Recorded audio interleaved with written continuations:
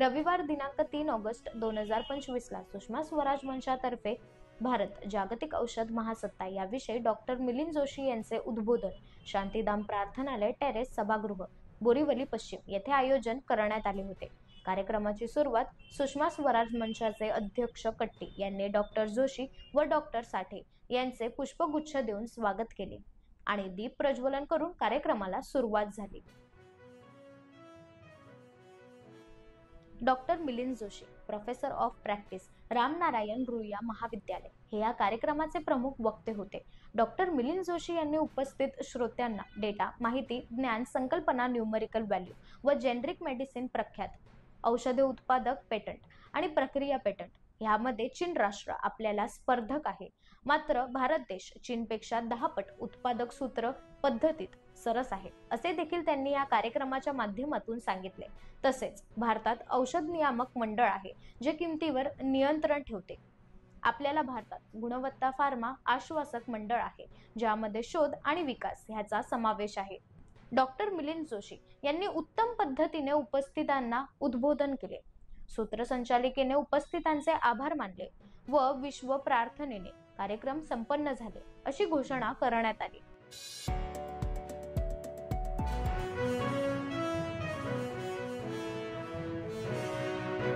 नमस्कार, सुप्रभात, सुस्वागतम, सुस्वागतम। सुषमा स्वराज मंचातर्फे आपण सर्वांचं हार्दिक स्वागत।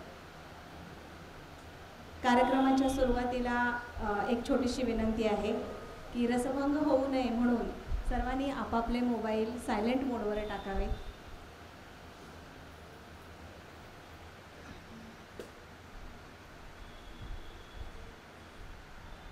आजच्या आपल्या कार्यक्रमाला अध्यक्ष म्हणून लाभलेले आहेत डॉक्टर साकेत साठे आणि आपल्या सुषमा स्वराजचे अध्यक्ष कट्टी काका यांना मी विनंती करते की त्यांनी साठे सरांना मंचावर आमंत्रित करावं। आजच्या कार्यक्रमाचे वक्ते डॉक्टर मिलिंद जोशी यांनाही यांचंही स्वागत आहे। कट्टी काकांनी त्यांना मंचावर आमंत्रित करावं।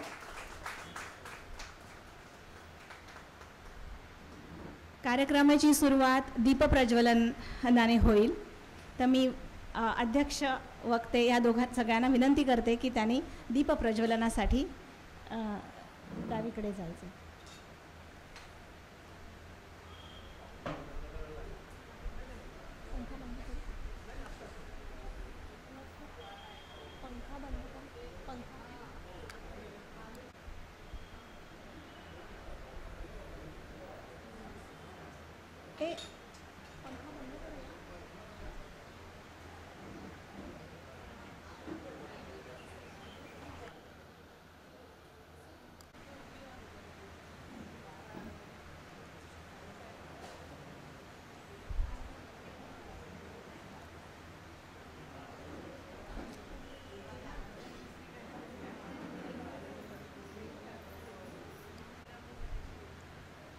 भो ज्ञानदीपदेवेश स्थाने चात्र स्थिरो भव, यावत् सत्र करिष्यामः तावत् त्वं सन्निधो भव।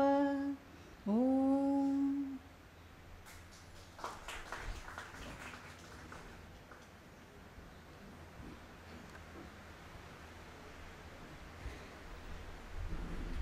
सर्वप्रथम आज आपल्याला अध्यक्ष म्हणून लाभलेले आहेत डॉक्टर साकेत साठे यांचा मी थोडक्यात परिचय करून देणार आहे। डॉक्टर साकेत साठे हे MBBS DNB जनरल सर्जरी आणि सुपर स्पेशालिटी DNB यूरोलॉजी त्यांचं शिक्षण आहे आणि ते consulting urologist, andrologist, robotic laparoscopic and reconstructive surgeon म्हणून कार्यरत आहेत। कांदिवली येथे ते प्रॅक्टिस करतात, त्यांचं क्लिनिक आहे। धुळ्याच्या ACPM मेडिकल कॉलेज अँड हॉस्पिटलमधून MBBS करून त्यांनी पुढे जसलोक हॉस्पिटलमधून DNB इन जनरल सर्जरी केलेली आहे आणि MGM मेडिकल कॉलेज अँड हॉस्पिटलमधून DNB यूरोलॉजी आणि रोबोटिक ट्रेनिंगचा कोर्स MPUH नडियाद इथून त्यांनी केलेला आहे। Department of urology at MGM medical college, Ishan urology and kidney care hospital Vasai, Vardhan hospital Kandivali, Kandivali Hitvardhak Mandal hospital, नमा हॉस्पिटल, HCG, गॅलेक्सी, तुंगा आणि क्रिटिकर या सर्व ठिकाणी ते कन्सल्टंट म्हणून सध्या कार्यरत आहेत. वसई विरार विभागातल्या पहिल्या 3 बेस्ट यूरोलॉजिस्टमध्ये त्यांचं नाव आहे आणि 8,000पेक्षा सक्सेसफुल यूरोलॉजिकल सर्जरीज त्यांनी केलेल्या आहेत. या विषयावरील त्यांची 5 पुस्तकं प्रकाशित झालेली आहेत. इतकी महान व्यक्तिमत्व असूनसुद्धा ते मुळात डाऊन टू अर्थ आहेत. सिम्प्लिसिटी हा त्यांचा गुण आहे. त्यामुळे पेशंटशी त्यांचं होणारं बॉन्डिंग हे अतिशय सुखकारक आणि समाधानकारक असं पेशंट्सना आपले डॉक्टर ते वाटतात. Adopted to new practice pattern हे त्यांची स्पेशालिटी आहे. तर आपण सर्वांनी त्यांचं आपल्या सुषमा स्वराज मंचावर हार्दिक स्वागत करू. आता होऊया आपले वक्ते, आजचे प्रमुख वक्ते डॉक्टर मिलिंद जोशी. आजचे वक्ते म्हणजे ज्ञान, नेतृत्व, कला आणि समाजसेवा यांचा उत्तम संगम आहे. डॉक्टर मिलिंद जोशी हे औषध निर्माण क्षेत्रातील एक द्रष्टे व्यक्तिमत्व आहे. 32 वर्षे JB केमिकल्स अँड फार्मास्युटिकलमध्ये ग्लोबल रेग्युलेटरी मॅनेजमेंटचे अध्यक्ष म्हणून ते कार्यरत होते आणि त्यानंतर जून 2022मध्ये त्यांनी तिथून सेवानिवृत्ती घेतली आहे. 25व्या वर्षी त्यांनी मुंबई विद्यापीठातून अनालिटिकल केमिस्ट्रीमध्ये PhD प्राप्त केली आणि त्यांचे मार्गदर्शक होते भारतातील अनालिटिकल केमिस्ट्रीचे थोर शास्त्रज्ञ आणि रुईया कॉलेजचे माजी प्राचार्य प्राध्यापक डॉक्टर RT साने. सध्या ते रुईया कॉलेजमध्ये प्रोफेसर ऑफ प्रॅक्टिस म्हणून कार्यरत आहेत आणि ते रुईया कॉलेज अल्युमिनाय असोसिएशनचे सन्माननीय कार्यवाह देखील आहेत. सप्टेंबर 2019मध्ये भारताचे तत्कालीन राष्ट्रपती महामहिम श्री रामनाथ कोविंद यांच्याबरोबर स्वित्झर्लंडला गेलेल्या व्यावसायिक प्रतिनिधी शिष्टमंडळामध्ये सहभागी होण्याचा मान त्यांना मिळालेला आहे. भारतीय औषध क्षेत्रात त्यांचं मोलाचं योगदान आहे. भारत सरकारच्या आरोग्य मंत्रालयाशी संबंधित अनेक समितींवर त्यांनी वेळोवेळी काम केलेलं आहे. युनायटेड स्टेट्स फार्माकोपिया USP च्या दक्षिण एशियाई स्टेक होल्डर फोरमचे ते अध्यक्ष म्हणून त्यांनी काम पाहिलेलं आहे आणि USPच्या नामनिर्देशन समितीचे सदस्यही ते होते. JB फार्माचे तांत्रिक प्रमुख प्रतिनिधी म्हणून Novartis, Johnson and Johnson, KKR यासारख्या मोठ्या आंतरराष्ट्रीय कंपन्यांशी भागीदारी करार करण्यात त्यांनी महत्त्वाची भूमिका बजावलेली आहे. त्यांच्या नावावर 29 राष्ट्रीय व आंतरराष्ट्रीय पेटंट्स देखील आहेत. विविध आंतरराष्ट्रीय जर्नल्समध्ये त्यांचे शोधनिबंध प्रसिद्ध झालेले आहेत. देशविदेशामध्ये औषधे या विषयावर त्यांची व्याख्यानं होत असतात. 2006मध्ये त्यांना IDMA तर्फे आउटस्टँडिंग फार्मास्युटिकल अनालिस्ट हा पुरस्कार देखील मिळालेला आहे. डॉक्टर मिलिंद जोशी हे इंडियन ड्रग मॅन्युफॅक्चरर असोसिएशनच्या क्वालिटी अँड टेक्निकल कमिटीचे अध्यक्ष म्हणून त्यांनी काम केलेलं आहे आणि सध्या ते national executive committee and regulatory affairs कमिटीचे सदस्य आहेत. त्याचबरोबर नीती आयोगाने बोलावलेल्या consultation on raising the quality of Indian pharmaceutical products to global standards या विषयावरील मीटिंगमध्ये ते सहभागी होणार आहेत.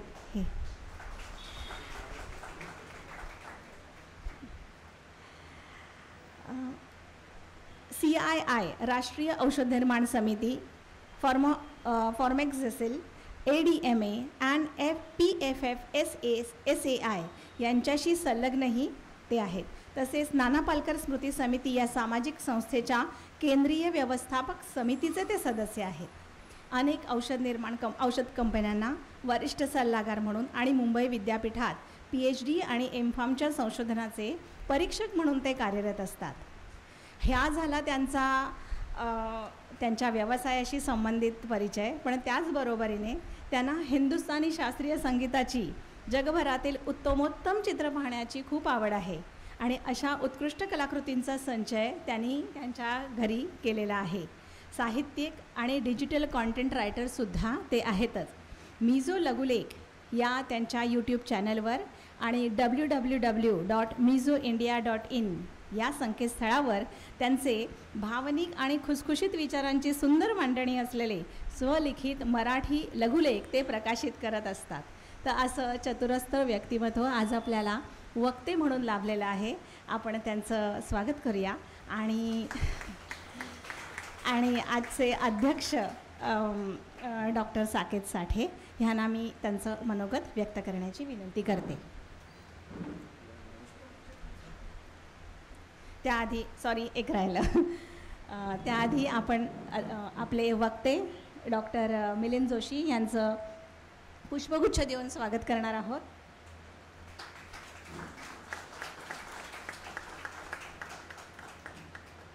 आपले कार्यक्रमाचे अध्यक्ष डॉक्टर साकेत साठे यांचंही पुष्पगुच्छ देऊन स्वागत. आता मी अध्यक्षांना विनंती करते की त्यांनी त्यांचं मनोगत व्यक्त करावं.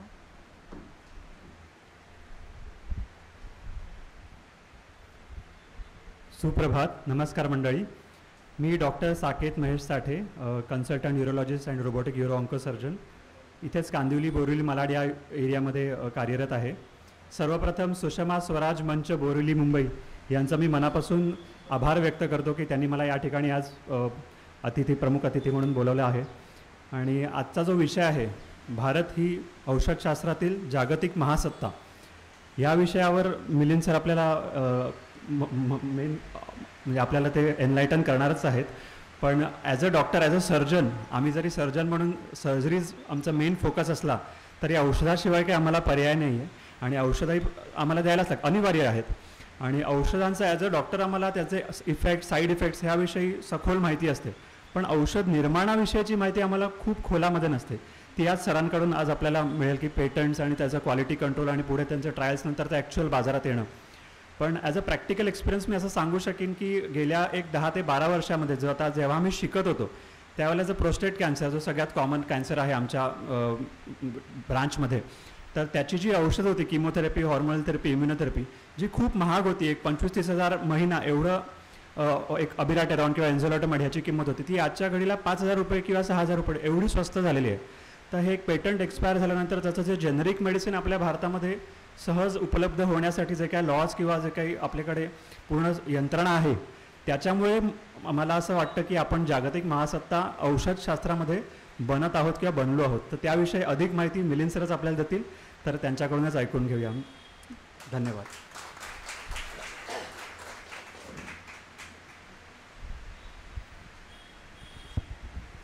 आता मी आपले प्रमुख वक्ते डॉक्टर मिलिंद जोशी सरांना विनंती करते की त्यांनी आम्हाला आजच्या विषयावर सखोल काय म्हणू शकतो आपण, ज्ञान आम्हाला द्यावं.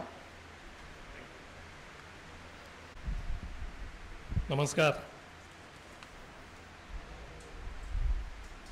मी काय म्हणायचं, हल्ली माहिती आहे का, पुढची पिढी जी आहे सगळ्याला ऑसम म्हणतात, अमेझिंग म्हणतात आणि ओव्हरहेल्म होतात. तर तुम्ही एवढे सगळेजण रविवारी सकाळी 10 वाजता समोर बघून मी ओव्हरहेल्म झालो आहे खरंच. एक छोटासा एक्झरसाईज करूया. आपापल्या खिशात, पर्समध्ये हात घाला, आपापला मोबाईल बघा, सायलेंट आहे ना बघा. कधी कधी मी असंही सांगतो की उत्कृष्ट रिंगटोनला बक्षीस आहे वगैरे, पण आता इकडे नको तसं. किती वेळ बोलू मी? मला किती वेळ आहे अध्यक्ष? किती वेळ बोलू? बरं, हां. कारण माझे सर इथे बसले आहेत. अटेन्शन स्पॅन सायकॉलॉजीच सांगतात हल्ली 45 मिनिटांचा असतो माणसांचा. 45 मिनिटानंतर चुळबुळ सुरू होते. त्यामुळे कंटाळा तर सांगा. नमस्कार. सुषमा स्वराज मंच आयोजक साठे कट्टी सर, त्यांचे आभार. आणि मी गमतीने म्हणत होतो आणि जे खरंच आहे, मला बोलायला आवडतं. मला तुम्ही कापसाची लागवड या विषयावर बोलायला सांगितलं तर मी येईन आणि बोलेन, त्यामुळे तसा काही प्रश्न नाही. तर माझ्या ओळखीमध्ये जे थोडासा उल्लेख केला त्याच्यावरती मी सांगतो आणि माझ्या पुढच्या व्याख्यानाची तरतूद करून ठेवतो आहे. माझ्या घरी 40 चित्र आहेत, पेंटिंग्स वेगळी वेगळी. मी काढलेलं एकही नाही, मी काढत नाही, पण सगळ्यांना माहिती आहे तसं राजा रवी वर्मापासून मोने आणि अशी विविध. तर माझं एक व्याख्यान ऑलरेडी चित्र का आणि कशी पाहावीत या विषयावरती मी दिलं. कारण आपल्याकडे चित्रकला या विषयावरती खूप जरा की मला त्यातलं काही कळत नाही असं असतं. तर ते थोडा मी प्रयत्न करू शकतो. आज नाही करणार आहे. हे ओरिजिनल व्याख्यान अटल स्मृती उद्यानात होतं, तर त्याच्यावरून डॉक्टर चित्तरंजन राणावत हे नाव ऐकल्यावरती कोणाला काही क्लिक होतं आहे का? अटलजींची टोटल नी रिप्लेसमेंट जी केली ते orthopaedic surgeon doctor Chittaranjan Ranawat, त्यांचं मी एक व्याख्यान ऐकलं तेव्हा. काहीतरी use of plastic polymer in medicines वगैरे असं या अर्थाने होतं. कारण जो गुडघा रिप्लेस करतात तो प्लॅस्टिकचा असतो आपल्या सर्वसामान्यांच्या भाषेत. तर त्यांनी जे व्याख्यान दिलं होतं असंच तासाभरासाठी होते, त्यांनी 2 भागात केलं. अर्धा तास पहिला ते भगवद्गीता या विषयावर बोलले डॉक्टर राणावत, आणि पुढचा अर्धा तास जे त्यांचा विषय होता त्याच्यावरती बोलले. मी काही असं करणार नाही आहे, घाबरू नका, माझा एवढा अभ्यासही नाही.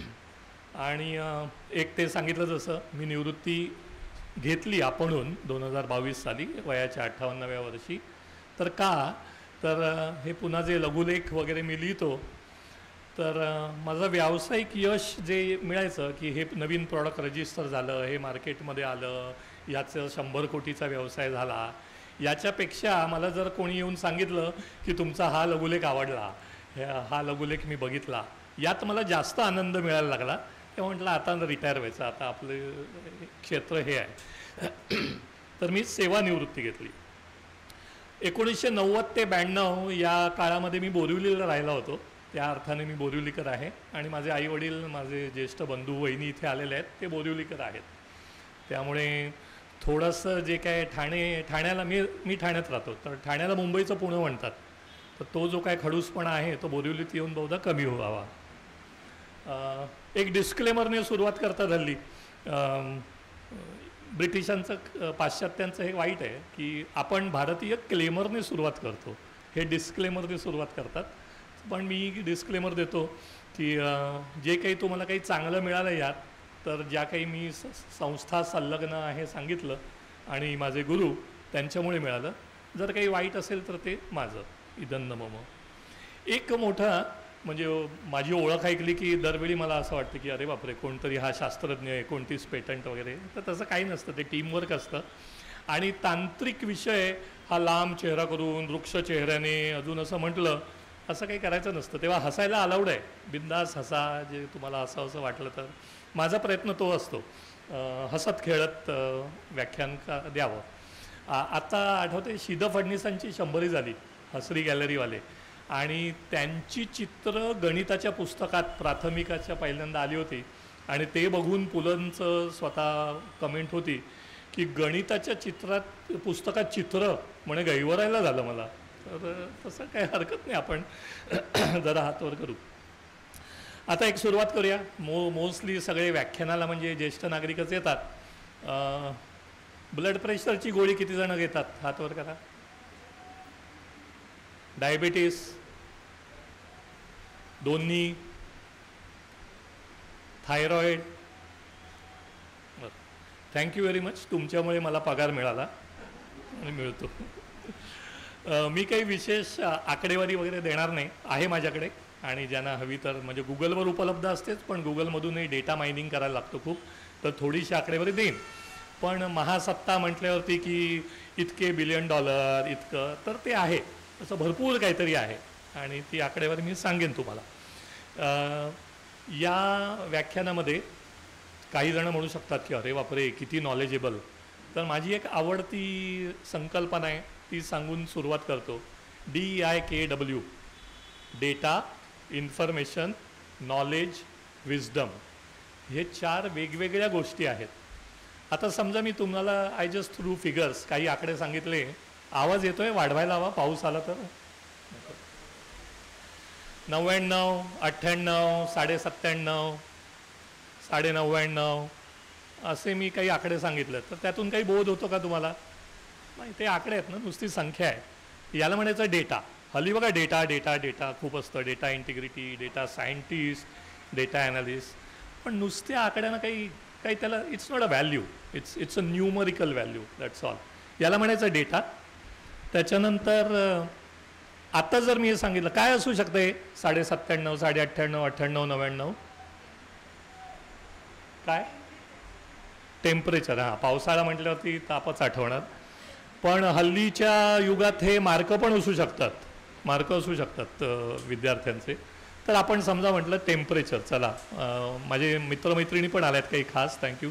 तर वंदूने सांगितलं टेम्परेचर म्हणजे हा ताप, बरोबर. द मोमेंट वी सेड 97, 98, 99 हा हे टेम्परेचर आहे. Data got converted into information. आता ही इन्फॉर्मेशन झाली. त्याच्या पुढची पायरी नॉलेजेबल. आता आपल्याला माहिती आहे 98.5 म्हणजे ताप, 98, त्याच्यावरती गेला की ताप, हे नॉलेज झालं आता. आणि अरे आत्ता 7 आहे, डॉक्टर नवलकर बसलाय तिकडे, आमचे नाना पालकरचे कार्याध्यक्ष आहेत. तर आता ही सीझन आहे, डेंग्यू असू शकतो, मलेरिया असू शकतो, टेस्ट करायला हवी का नाही, ब्लड टेस्ट पॅरासिटामॉलने नुसतं होईल, नुसत्या पाणी पिऊन होईल, जे काय असेल ते व्हायरल आहे, बॅक्टेरियल आहे, ह्याच्यासाठी लागतं ते विजडम, बुद्धी. तेव्हा ह्या 4 याच्यात फरक असतो. तो फरक आपण ॲक्सेप्ट करू आणि मग पुढे जाऊया. मी लघुलेख लिहितो तेव्हा एक नाट्यमय सुरुवात वगैरे जरा करूया. असं निबंधात बघा आपल्याला शिकवायचे लहानपणी निबंध लिहायला. सुरुवात आकर्षक हवी, मग मध्ये हवं आणि शेवटही पुन्हा आकर्षक हवा. तर सुरुवात करूया. जर साल साधारण बहुधा 2012 मी प्रचंड पुढे ते येईलच, अमेरिकेत होतं, एका अमेरिकेच्या दौऱ्यावरती होतो मी. GPHA म्हणून एक कॉन्फरन्स असते, जेनरिक फार्मास्युटिकल असोसिएशन, आता त्याचं नाव बदललं आहे त्यांनी. तर आणि अमेरिकेतली कॉन्फरन्स अशीच पंचतारांकित हॉटेलात मी पण आत्तापर्यंत भाषणं दिली, 100 त्यातली 90 तशीच असतील. आणि एक 700-750 माणसं होती. आवाज येईल ना? हां. शेवटच्या याने सांगा आवाज नाही आला तर ठीक आहे. मला इथे मॉनिटर नसल्यामुळे, ते मैफिलीत माहिती आहे ना एक मॉनिटर असतो, तो मला येत नाही आवाज, त्यामुळे कळत नाही. तर एक 750 माणसं होती आणि 3 दिवसाची कॉन्फरन्स असते. आणि रात्रीला संध्याकाळी म्हणजे डिनर असतं, रिसेप्शन असतं. मी जोशी, पूर्ण शाकाहारी, जानवं घालणारा. आणि भारतीय महासत्ता कशी आहे याचं उदाहरण. तर तिकडे पहिल्या दिवशी करंज्या दिसले हो, करंज्या डिनरमध्ये, रेग्युलर छान करंज्या, अशा कानवले टाईप वळलेल्या वगैरे. आम्ही अतिशय खुश झालो, म्हटलं अरे वा करंज्या. नशिबाने ती तोंडात घालायच्या आधी तिथे बघितलं ग्रीन डॉट, रेड डॉट वगैरे होता. तर रेड डॉट म्हटलं अरे हे काय बाबा. तर म्हणे नाही त्याच्या आतमध्ये काहीतरी बीफ जे काय असेल ते आहे. पण त्यांनी अगदी करंज्यांचा शेप होता. पण नंतर पुढे, हे 2012 सालची गोष्ट, त्याच्या पुढच्या वर्षापासून इतकं होत गेलं, कारण 750 जे डेलिगेट्स असतात प्रतिनिधी, त्यातले कमीत कमी 300 लोक तरी आयदर इंडियन ओरिजिन, अमेरिकेत असलेले किंवा भारतातून माझ्यासारखे गेलेले एवढे असतात. तर हे एक म्हणजे मी प्रतीक म्हणून सांगितलं की जी अमेरिकेत प्रतिष्ठित कॉन्फरन्स होते, अनेक मेडिकल कॉन्फरन्सेस पण होतात आणि सगळीकडे हेच चित्र आहे फार्मास्युटिकलमध्ये. इट्स 100% डॉमिनेटेड बाय इंडियन्स, म्हणून मी महासत्ता हे त्याला नाव दिलं. एक आपल्याला जाता आता मी थोडंसं असं डायव्हर्ट करतो. माझी बायको, मुलगा, सून सगळे आले आहेत. बायको मला कायम बजावत असते, तू वाहवत जातोस इकडे तिकडे विषयाला धरून. पण हे विषयाला धरूनच आहे थोडंफार. पण आपण महासत्ता आहोत, पण विश्वगुरू सगळ्या बाबतीत जर व्हायचं असेल तर 2 गोष्टी आपल्याला अजून आवश्यक आहेत आणणं. एक शिस्त आणि सार्वजनिक स्वच्छता. या कॉन्फरन्सला सुद्धा 7:45-8 वाजता सुरू होते. लवकर सुरू करतात तिकडे सगळं, आपल्यासारखं नाही 9, 10, 11 वाजता. तर 8 वाजता कॉन्फरन्स सुरू, मी 7:45ला गेलो ना, तुरळक 10-12 जण होते. म्हटलं अरे हे पण आपल्यासारखंच दिसतंय, इंडियन स्टँडर्ड टाईम, जे वाईट आहे खरं तर त्याला म्हटलं. आता 7:45ला 15 माणसं होती आणि 8 वाजताला 750 माणसांनी हॉल भरलेला होता सगळे. ते इतकं वेळ पाळतात, तर पंक्च्युअलिटी आपल्याला हवी. माझ्या व्याख्यानाच्या विषयातला एक शब्द आहे जागतिक. आता America is not the world, आणि आता तर नक्कीच America is not the world. अमेरिकेत गेलेली आपले विद्यार्थी अनेक परत पण येतात आता आणि भारतात ते चांगलं त्यांची करिअर होते. 30 वर्षापूर्वी असं नव्हतं. तर अमेरिका म्हणजे फक्त जग नाही, तर जग म्हणजे काय आणि औषधाच्या दृष्टीने एशिया, आफ्रिका, युरोप, अमेरिका सर्व खंड. आणि माझ्या सुदैवाने कामासाठी म्हणून, टुरिस्ट म्हणून नाही, मी साधारण 32 देश हिंडलो आहे. आणि माझा पहिला देश होता परदेशवारी ही इथिओपिया. 1994 साली. मी अजूनही बारीक होतो, त्यामुळे माझे मित्र मला गमतीने चिडवायचे, तुझं फिजिकल क्रायटेरियावर सिलेक्शन झालं आहे, इथिओपियाला पाठवलं तुला. आणि पण नंतर आणि मी सद्दाम हुसेनच्या राजवटीत इराकला जाऊन आलो आहे 2दा. तर जागतिक म्हणजे आफ्रिकेमध्ये एक म्हणजे औषधाची जरा गंमत सांगतो तुम्हाला. म्हणजे दिस इज आपल्याकडे सिगरेटचे स्टॉल असतात ना, तर नुसतं सिगरेट नाही असे तिथे तर अशी टेबलं फुटपाथवर मांडून बसतात आणि औषधं विकतात आफ्रिकेत. अशी टेबलावरती. आणि असं मी स्वतः बघितलेलं आहे. आणि अर्थात ती सगळी म्हणजे ॲफ्रोडिसियॅक, शक्ती. आपल्याकडे कसं ते एक असतात ना शिलाजीत विकणारे गाडीत वगैरे, पण तसंच तिथे पॅरासिटामॉल पण मिळतं, सिप्रोफ्लॉक्सासिन पण मिळतं, असं रोड साईड असे मिळत राहतात. म्हणजे पायी चालणाऱ्याकडे बघितलं की आपण खूप बरे असं कळतं. ते हळूहळू आपण त्याच्याकडे येऊ. आयुष नावाची आपली एक मंत्रालय आहे. आयुर्वेद आयुर्वेदिक युनानी सिद्ध होमिओपॅथिक. तर हे पुढचं युनानी सिद्ध आणि होमिओपॅथिकचा माझा काही अभ्यास नाही, त्याच्याविषयी मी बोलणार नाही. मेनली ॲलोपॅथिक औषधांविषयीच बोलेन. पण जाता जाता एक आयुर्वेद. आपण बघा हल्ली आणि व्हॉट्सॲप तर सगळेच आजकाल, बरोबर, सकाळी गुड मॉर्निंग आणि देवबिवपासून मग दिवसभर आता तुम्हाला माहिती आहे ती इन्फॉर्मेशन येते, ज्ञान नसतं ते, ती इन्फॉर्मेशन येते. तर त्या इन्फॉर्मेशनमध्ये आणि एक सूर कायम असाच असतो, आमचा आयुर्वेद, आमचे वेद, आमचे पुराण, आमचं भारत, आमचा हिंदुस्तान, अफगाणिस्तानही आमचंच होतं, म्यानमारही ब्रह्मदेशही आमचंच होतं. अगदी बरोबर सगळं. पण ते आयुर्वेद माहिती आहे का आपल्याला? आपण किती खोलात जाऊन त्यात अभ्यास केला किंवा किती MD आयुर्वेद झालेले असतात हे आयुर्वेदिक प्रॅक्टिसच करतात. तर पंचकर्म आता सगळ्यांना माहिती आहे, राईट, की जाऊन थोडक्यात स्पाच्या ऐवजी आयुर्वेदिक स्पा, त्याला म्हणायचं पंचकर्म. पण आता इथून मी सुरुवात करतो खूप ग्लोरिफाईड. मी JB फार्मामध्ये आम्ही म्हणतो तेव्हा JB फार्मा, कारण मी 32 वर्ष त्या एका कंपनीत काढली, तेच माझं आयुष्य. त्याच्या आधी 2-4 इकडच्या तिकडच्या नोकऱ्या केल्या छोट्या. तर आमचं म्हणजे JB फार्माचं डॉक्टर मॉम नावाचं एक औषध होतं. डॉक्टर मॉम म्हणजे सगळ्यांना माहिती आहे ना, आता आई वगैरे सुद्धा हळूहळू बहुधा नाहीच म्हणत रे. तर मॉम, तर आई हीच डॉक्टर म्हणून त्याला आम्ही ब्रँड नेम दिलं होतं. ते मार्केटिंग सगळं डॉक्टर मॉम. कफ कोल्ड 100% आयुर्वेदिक औषध होतं. काय होतं त्याच्यात तुम्ही सगळे सांगू शकाल त्याचा फॉर्म्युला.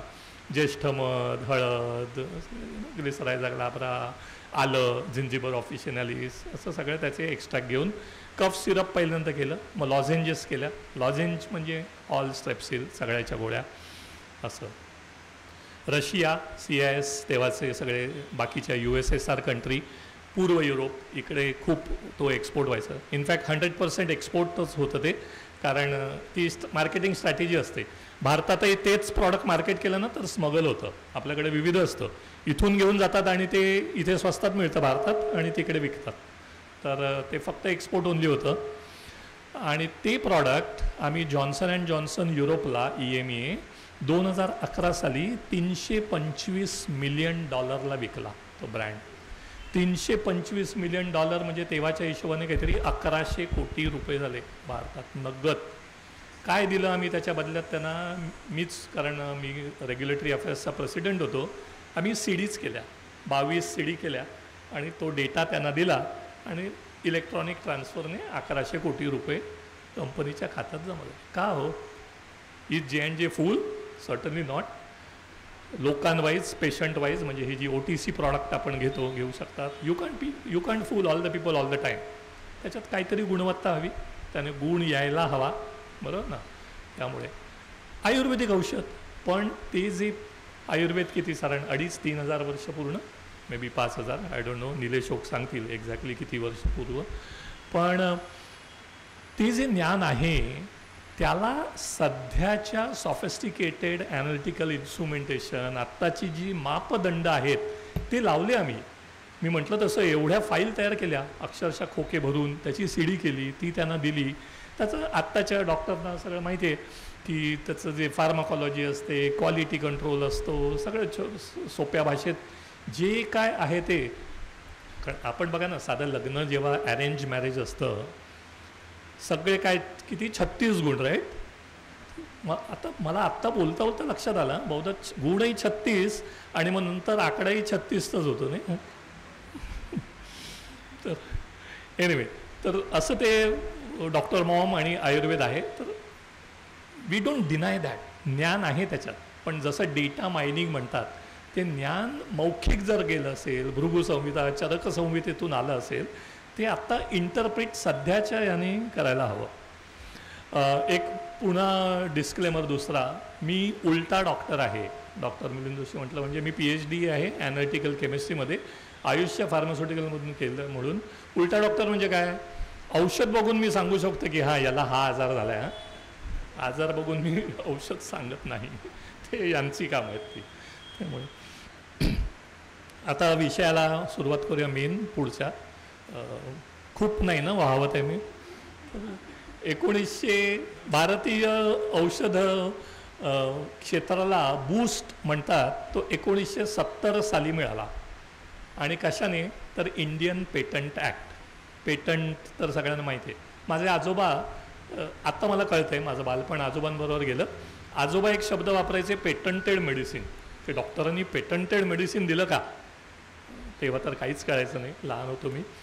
आणि पण 1970 सालापर्यंत परिस्थिती अशी होती की टॉप 50 कंपन्या मी जर बघितल्या, थोडेसे आकडे सांगतो म्हणजे तुम्हाला कळेल. भारतात ज्या फार्मास्युटिकल कंपन्या होत्या 50 टॉप 50, त्यातल्या 33 कंपन्या या मल्टीनॅशनल होत्या आणि 17 भारतीय होत्या. 2024 साली ही परिस्थिती आहे, 10 मल्टीनॅशनल आहेत आणि 40 भारतीय आहेत भारतामध्ये स्ट्रेट. आणि परत औषधाच्या बाबतीत म्हणजे असंही नाही की स्वस्त दिली म्हणून घ्यायला लागले. इनफॅक्ट स्वस्त होतच नाहीत, राईट? औषधं म्हणजे थोडीफार असतात, त्या प्राइसिंग आर्थिक याच्यावर येऊ आपण. तर 1970 साली प्रॉडक्ट पेटंट आणि प्रोसेस पेटंट असं 2 भाग असतात. तर भारताने प्रोसेस पेटंटचा स्वीकार केला आणि मग 2000 साली ते पुढे 30 वर्ष तो वेकेशन पिरियड वगैरे संपला. ज्यांना आर्थिक माहिती असतं ते WTO आणि ट्रिप्स वगैरे असतं. India became full member of WTO आणि 2000 सालापासून आपण आता पुन्हा प्रॉडक्ट पेटंटचा 100% स्वीकार केलेला आहे. आता प्रोसेस आणि प्रॉडक्ट पेटंट मध्ये काय फरक आहे, सलील कुलकर्णीकडून शिकलो, तोही डॉक्टर लोक बघा, डॉक्टर की सोडून बाकीच्यात खूप एक्सेल करतात. डॉक्टर काशीनाथ घाणेकरपासून जी सुरुवात आहे, म्हणजे डॉक्टर कीमध्येही करतच असतील, पण बाकीच्या, कारण मुळातच ते हुशार आणि जिनियस असतात. की स्वयंपाकघरातली उदाहरणं द्यावीत. तर जस्ट हायपोथेटिकल एक्झाम्पल, भेंडीची भाजी करायची. तर मी पेटंट घेतलं, समजा मला नवीनच कळलं की ही भेंडी अशी असते, अशी उगवते आणि याची भाजी करून होते. मी उद्या भेंडीच्या भाजीचं पेटंट घेतलं तर त्याला म्हणायचं प्रॉडक्ट पेटंट. भेंडीच्या भाजीचं प्रॉडक्ट पेटंटच मला मिळालं. आता तुम्ही भेंडीची भाजी करू शकत नाही, तुम्ही करू शकत नाही, तुम्ही करू शकत नाही, तुम्ही करू शकत नाही. किती वेळ, तर साधारण एक 15 ते 20 वर्ष इतका कालखंड असतो. त्यात थोडे फरक आहेत. आणि ती टेरिटरी पण असते की मी भारतात भेंडीचं भाजीचं पेटंट घेतलं का, युरोपमध्ये घेतलं का, अमेरिकेत घेतलं का, रशियात घेतलं का. आणि एक वर्ल्ड पेटंट नावाची गोष्ट पण असते, WO म्हणतात त्याला, का जगभरात घेतलं पेटंट. तर त्याप्रमाणे जर मी भेंडीच्या भाजीचं पेटंट मला मिळालं तर देन प्रॉडक्ट पेटंट झालं. तुम्ही कोणीही भेंडीची भाजी करू शकत नाही, ते जोपर्यंत माझ्या नावावर पेटंट आहे. पण आता प्रोसेस पेटंट म्हणजे काय, भारताने सांगितलं की भेंडीची भाजी हे पेटंट ठीक आहे, पण ते पूर्ण भेंडीच्या भाजीला नाही मिळणार. ती उभी चिरून केली, भरली भेंडी, तर ते पेटंट तुमचं. ताकातली भेंडी मी करू शकतो तुमचं पेटंट असलं तरी, कारण तुमचं पेटंट फक्त भरल्या भेंडीचं आहे ना. परतून भेंडी तुम्ही करू शकता, तुमचं पेटंट फक्त भरल्या भेंडीचं आहे. आता इतके जे बाकीचे अनेक प्रोसेसेस असतील भेंडीची भाजी करण्याचे, याला म्हणायचं प्रोसेस पेटंट. मग तीही घेऊ शकतो. भारताने सांगितलं ते तुम्ही घेऊ शकता. मग तुम्ही ताकातली भेंडी घेतली की मग आता बाकीचे नाही करू शकणार ना.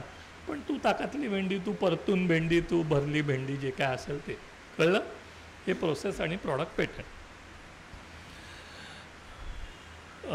एक उल्लेख झाला, मी राष्ट्रपतींबरोबर गेलो 2019 साली आणि खरंच माझ्या व्यावसायिक आयुष्यातला तो एक महत्त्वाचा सन्मानाचा क्षण होता.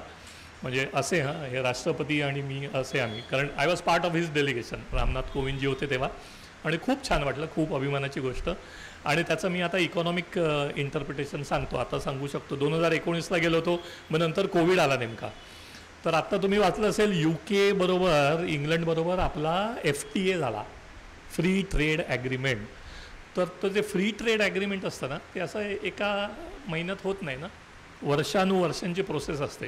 तर स्वित्झर्लंडसाठी पण आपलं फ्री ट्रेड ॲग्रीमेंट करणं सुरू होतं आणि त्यासाठीचं ते मग असतं की राष्ट्रपती लेवलला, मिनिस्टर लेवलला, प्राईम मिनिस्टर लेवलला बिझनेस टू बिझनेस टॉक विविध होतात. आणि मग त्यात आता ट्रम्पवरून आपण येऊ तिथे शेवटी की मग ह्याच्यावर काही इम्पॅक्ट होणार ना. मग फार्मा टू फार्मा ते बोलतात, टेक्स्टाईलवाले बोलतात, कारण एक ते. आणि सरकार काम करतं 2014पासून नक्कीच करतं, पण त्याच्या आधीसुद्धा. म्हणजे आपल्याला एक साधारण असं वाटत असतं की काय गव्हर्मेंट डिपार्टमेंट ना, ते काही काम करत नाही.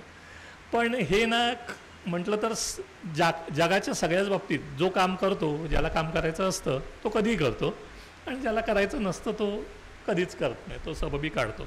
तर स्वित्झर्लंडला ते जाऊनसुद्धा FTA आम्ही ज्या बोलणी केली त्याच्यामध्ये पेटंट हा एक मोठा विषय होता की तुम्ही किती एकमेकांना पेटंट देण्यासाठी सवलत देणार वगैरे वगैरे. आणि मी मगाशी मल्टीनॅशनल सांगितलं, तर एक थोडासा पुन्हा एक्झरसाईज करूया.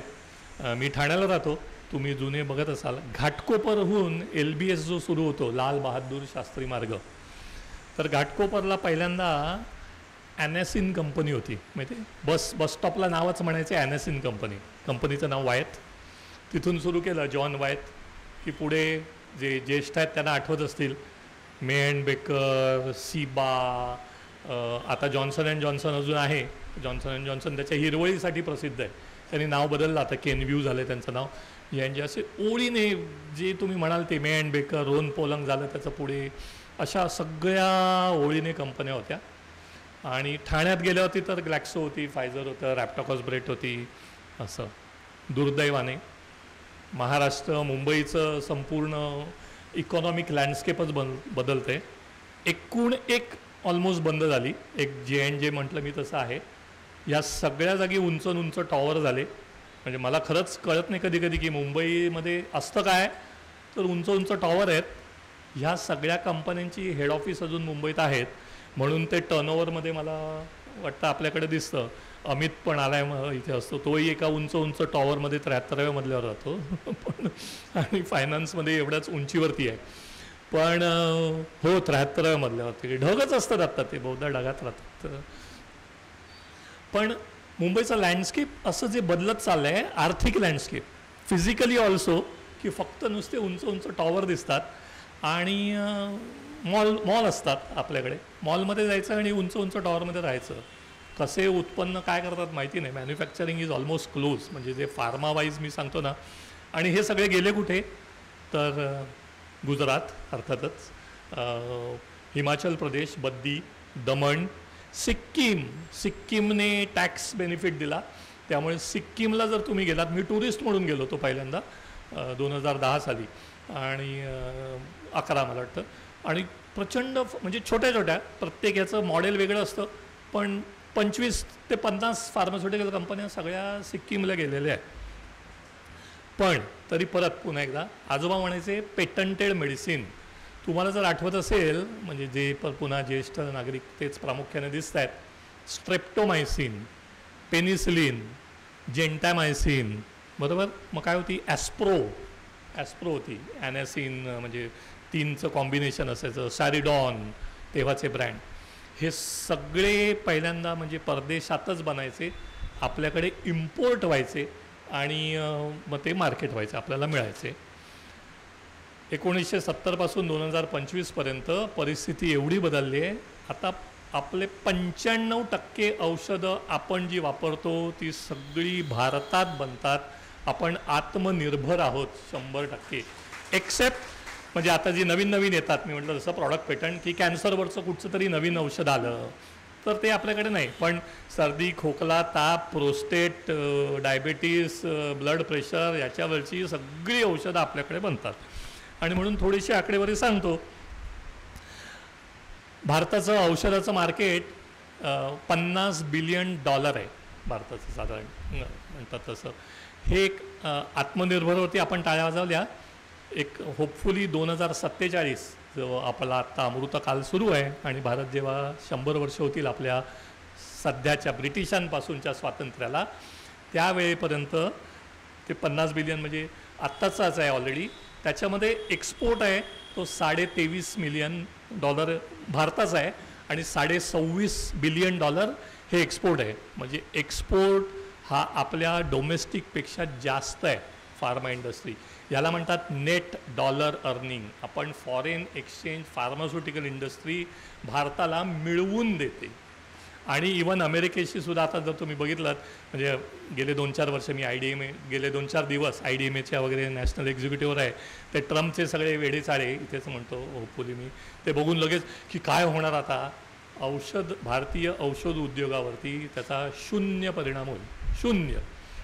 सिंपल आहे, कारण त्यांना तिकडे स्वस्त औषधं हवे आहेत आणि प्रत्येक जण हा श्रूड असतो. ट्रम्प तर बिझनेसमन आहे, बिझनेस वाईज ही श्रूड की उद्या त्यांनी औषधच ती जर मिळणं कमी झालं भारतातून येणारी तर तिथे अजून उठाव होऊ शकतो. तिकडे ऑलरेडी रिपब्लिकन विरुद्ध डेमोक्रॅटिक त्यांचा आहेच, त्यामुळे त्याच्यावरती 0. आपल्याकडे भारतात साधारण 3000 औषध कंपन्या आहेत. 3000. आता मगाशी मी एक विष्णू सहस्त्रनाम सांगितलं बरोबर, ग्लॅक्सो, फायझर, सिबा, सँडोज तेव्हाचं. आता म्हणायला सांगितलं की काय, Sun pharma, Cipla, JB pharma, Torrent, बरोबर, फटाफट आपल्याला सगळी नावं येतात. तर अशा 3000 कंपन्या आहेत मोठ्या MSME म्हणजे मायक्रो, लघु आणि मीडियम धरून. आणि या 3000 कंपन्यांच्या मिळून साधारण 11,000 फॅक्टरी आहेत भारतात औषधं बनवणाऱ्या. प्रत्येकाची साधारण 2-3 फॅक्टरी असतात. मोठ्यांच्या 12 असतात, छोट्यांची 1 असते, पण 11,000 फॅक्टरी आहेत. आता हा आकडा का सांगतो, एवढा रोजगार मिळतोय, इतक्या फॅक्टऱ्यांमध्ये एवढा डिरेक्ट रोजगार आहे आणि इनडायरेक्ट आहे. तुमच्याकडे टॅबलेट येते, टॅबलेट ती ब्लिस्टर पॅकमध्ये येते, ती ॲल्युमिनियम फॉईल कोणतरी बनवणारा हवा, विविध इंजेक्शनची सिरिंज बनवणारा हवा, सगळे ऑक्झिलरी त्या वेगळ्या. भारताच्या GDPमध्ये फार्मास्युटिकल इंडस्ट्री इज 1.72%. ऑलमोस्ट 2% हे GDP वगैरे जे इकॉनॉमिक कळत असेल तर 2% हे फार्मास्युटिकल इंडस्ट्रीज आहे. फॉरेन डायरेक्ट इन्व्हेस्टमेंट हा आकडा मला वाटतं 2022 वगैरेचा आहे. फॉरेन डायरेक्ट इन्व्हेस्टमेंट जी होते ती साधारण $22.5 बिलियन, $23 बिलियन ही फॉरेन डायरेक्ट इन्व्हेस्टमेंट झाली आणि ती टोटल फॉरेन डायरेक्ट इन्व्हेस्टमेंटच्या 3% आहे, 3.5% आहे, 3.3%. हा मी मगाशी बोलता एक थांबलो. अजूनही हे मी जे सगळे आकडे सांगतोय ते डॉलरमध्ये सांगतोय. आय एम शुअर 1947 सालापर्यंत हा सगळा व्यवहार हा रुपयामध्ये व्हायला लागेल. ऑलरेडी UPI आहे आपलं, जीपे, भीम, जे काय असेल ते, आणि सगळे आपण हळूहळू मोदीजी पादाक्रांत करत चाललेले आहेत. गल्फमध्ये होतं आहे, कॅनडात होतं आहे, सगळीकडे. त्यामुळे सगळा व्यवहार जेव्हा रुपयावरती होतो ते आपण we lose in conversion, right, तर तेही आपलं कमी होईल. आणि आता शेवटची आकडेवारी एक, यू विल बी हॅपी, 2 सांगतो. इनफॅक्ट कोविड वॅक्सिनच्या वेळी माहिती आहे ना, आपण मैत्री कोविड वगैरे केलं. कोविडच्या वेळी 200 देशांना आपण लस दिली. 200 देश, WHO वगैरे माहिती आहे ना, आपले तत्कालीन मुख्यमंत्र्यांनी WHOला पण शिकवलं वगैरे असं काहीतरी ऐकलं होतं, ते जाऊ दे. पण 200 देशांना आपण 298 मिलियन, मी पण ना मला मिलियन बिलियन खरंच कळत नाही, मग मी सोपं ठरवलं की एक आकडा काढायचा आणि की त्याचे कोटी झाले, बरोबर. तर साधारण 30 कोटी कोविडचे डोस आपण दिले फुकट इतक्या देशांना कोविडच्या ह्याच्यात, which is such a big number. आता चला आपल्या याच्यावर येऊया. जेनेरिक, सगळ्यांना माहिती आहे ना जेनेरिक? जेनेरिक म्हणजे काय? जेनेरिक म्हणजे काय? स्वस्त औषध. तसं नसतं. सगळ्यांना माहिती आहे, सोपं आहे. पॅरासिटेमॉल, बरोबर, सगळ्यांना ऑलमोस्ट माहिती असतं पॅरासिटेमॉल. तर त्याच्यातही भारतातनं गंमत आहे थोडीशी म्हणून सांगतो. एक खरं ब्रँडेड औषध असतं. म्हणजे पॅरासिटेमॉलचा शोध 1930, 40, 50 साली कोणीतरी जो लावला आणि मग त्याने त्या इंग्लंडमध्ये लावला, अमेरिकेत लावला आणि त्याने त्याचं पेटंट घेतलं. आणि मग ते समजा तेव्हा असेल कॅल्पॉल, बरोज वेलकम नावाची कंपनी होती, त्यांनी कॅल्पॉल या नावाने ते इंट्रोड्यूस केलं. ते झालं पेटंटेड मेडिसिन, ते पेटंट. आणि ते जर प्रॉडक्ट पेटंट असेल, आता तुम्हाला सगळ्यांना माहिती आहे, तर पुढची 20 वर्ष कोणीही पॅरासिटामॉल बनवू शकत नाही. 20 वर्ष जगभरात त्यांनी राज्य केलं. एक तुम्हाला हळूच गुपित पण सांगतो. सगळे म्हणतात ना की खूप रिसर्च, मला खूप पैसे लागतात या फार्माच्या वगैरे वगैरे. बरोबर आहे, लागतं की उंदरांवर प्रयोग करायला लागतात, माणसांवर करायला लागतात, आधी सिंथेसिस करायला लागतं, विविध विविध विविध. 5 कोटी रुपये समजा एक नवीन औषध शोधायला लागले, आपण ठोकळ धरू सध्या 5 कोटी रुपये. हां, कल्पना करा ना, 20 वर्ष जर त्याचं पेटंट मिळालं, दुसरं कोणीही ते करू शकत नाही. 500 कोटी त्या कंपनीला मिळतात परत सहज. त्यामुळे ते अर्थकारण सगळं वेगळं आहे. आर्थिक याच्यावर येऊ तेव्हा आपण बोलू, बरोबर. 2000 झालं. हां, तर आता औषधामध्ये सॉरी मी सांगत होतो पेटंटेड मेडिसिन आणि ती जी येतात वगैरे, ठीक आहे. त्याच्यावरती औषधात 2 भाग असतात. हां, तुम्हाला माहिती असेल तर. आपण जे सर्वसामान्य पेशंट, कन्झ्युमर जी घेतो, गोळी, लिक्विड, इंजेक्शन, कॅप्सूल, क्रीम लावतो, ऑइंटमेंट लावतो वगैरे वगैरे, याला म्हणायचं आम्ही म्हणतो फिनिश फॉर्म्युलेशन. म्हणजे ते बनलेलं तयार प्रॉडक्ट आहे. पण त्यातली जी पावडर असते त्याला म्हणायचं बल्ड्रग किंवा API. तर भारतामध्ये दोन्ही इंडस्ट्री आहेत. म्हणजे मूळ औषधसुद्धा बनतं, पावडर बनते, ते सगळं बनतं आणि त्याचे फिनिश फॉर्म्युलेशन पण बनतं. पण मूळ औषधामध्ये आपला कॉम्पिटिटर आहे चीन, चायना.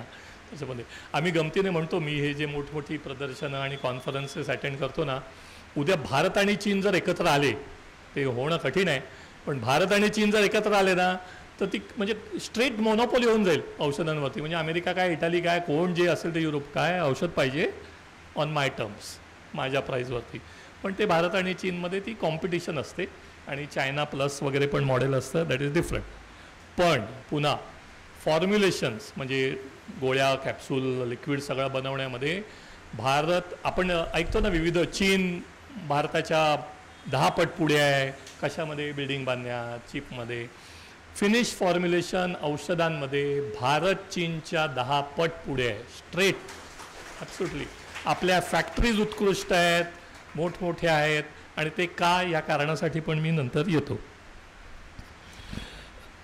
आर्थिक जेबीचं म्हणून मी उदाहरण देतो म्हणून मला माहिती आहे. रॅन्टॅक नावाची गोळी बहुधा सगळ्यांनी घेतली असेल ना आयुष्यात कधी ना कधीतरी, ॲसिडिटीवरती. रॅन्टॅकची किंमत काय माहिती आहे? अजूनही वाढून आम्ही वाढवून सरकार दरबारी अर्ज विनंत्या केल्या. 30 टॅबलेट, कारण 10 टॅबलेट विकले तर कमी रेव्हेन्यू मिळतो, उत्पन्न कमी मिळतं, म्हणून 10ची 15 करायची, 15ची 30 करायची. हे फार्मास्युटिकल कंपन्या करतात, कायदेशीररित्या करतात, जे काय असतं ते. By the way, pharma is one of the most regulated industry. Regulated म्हणजे विविध कायदे, कानून, नियम त्याला भरपूर असतात. उदाहरण द्यायचं झालं तर तुम्ही टेक्स्टाईलमध्ये आहात, की मी शर्ट बनवतो, तुम्हाला आवडला घ्याल तुम्ही, बाकी काही नाही ना त्याला नियम, की अमुक जाडीचाच हवा, इतके मायक्रॉनचा हवा, असं काही नसतं. मी जाड बनवेन, पातळ बनवेन, तो मला आवडला गिरायकाला तो घेईल. औषधामध्ये नाही ना, प्रचंड, की त्याचे 500 मिलीग्रॅम हवेत, 500 मिलीग्रॅमच्या 90 ते 110पर्यंतच ते हवं, ते इतक्या वेळात शरीरात विरघळायला हवं, बायो अवेलेबिलिटी, बायो इक्विवॅलन्स, डिझोल्युशन, 100 यादी असते. तर रॅन्टॅक 23 रुपयाला 30 टॅबलेट विकतात. म्हणजे एका गोळीची किंमत किती झाली हो? 1 रुपयापेक्षा पण कमी. इक्लेअर्स घेता ना, इक्लेअर्स चॉकलेट, इक्लेअरची किंमत किती? कमीत कमी 1 रुपया. तर म्हणजे मी हे जस्ट उदाहरण म्हणून देतो आहे की जे औषध आहे ज्याचा आपल्याला गुण येतो, औषध म्हणून ज्याचा वापर करतो, ते आपल्याला इतक्या कमी किमतीत अवेलेबल आहे. रॅन्टॅक हे JBने शोधून नाही काढलं, ग्लॅक्सो तेव्हाचं ग्लॅक्सोचं प्रॉडक्ट आहे, झॅन्टॅक नावाचं होतं. आता तर मग झॅन्टॅकची मी देतो. झॅन्टॅक भारतामध्ये तीच किंमत असते, म्हणजे जी सरकार ठरवून देतं त्याच्यावरती पण मी येतो आता. तर झॅन्टॅक पण समजा भारतात 23 रुपयाला मिळतं 30 टॅबलेट. पाकिस्तानमध्ये गेला तर ग्लॅक्सो पाकिस्तान तेच औषध झॅन्टॅक 30 टॅबलेट 230 रुपयाला विकतं, 10 पट तेच औषध तसंच. त्यामुळे आपण जर तुम्ही म्हणत असाल किती औषधं महाग झाली, तर वी आर फॉर्च्युनेट, आपण भारतात आहोत, आपल्याला अजून एवढ्या किमतीत मिळतात. आणि त्याचं अजून एक कारण आहे, मी मॅन्युफॅक्चरिंग या others this side of the table असूनही सांगतो, भारतात आपल्याकडे एक DPCO नावाचा कायदा आहे, ड्रग प्राईस कंट्रोल ऑर्डर. WHOची एक इसेन्शियल मेडिसिन लिस्ट काढतात, जीवनावश्यक औषधं, 100-250 औषधांची ती यादी असते. त्या यादीत जर ते औषध असेल तर सरकार त्याच्यावरती किमतीवरती कॅप टाकतं. त्या किमतीच्या वर तुम्ही ते औषध विकू शकत नाही कोणीही. तर रॅनिटिडिन त्याच्यावरती आहे. तर मी अगदी कितीही म्हटलं मी 50 रुपयाला विकेन, तुमचं काय जातं, ज्यांना परवडतं ते घेतील, तुम्ही विकूच शकत नाही 23 रुपयाच्या वर.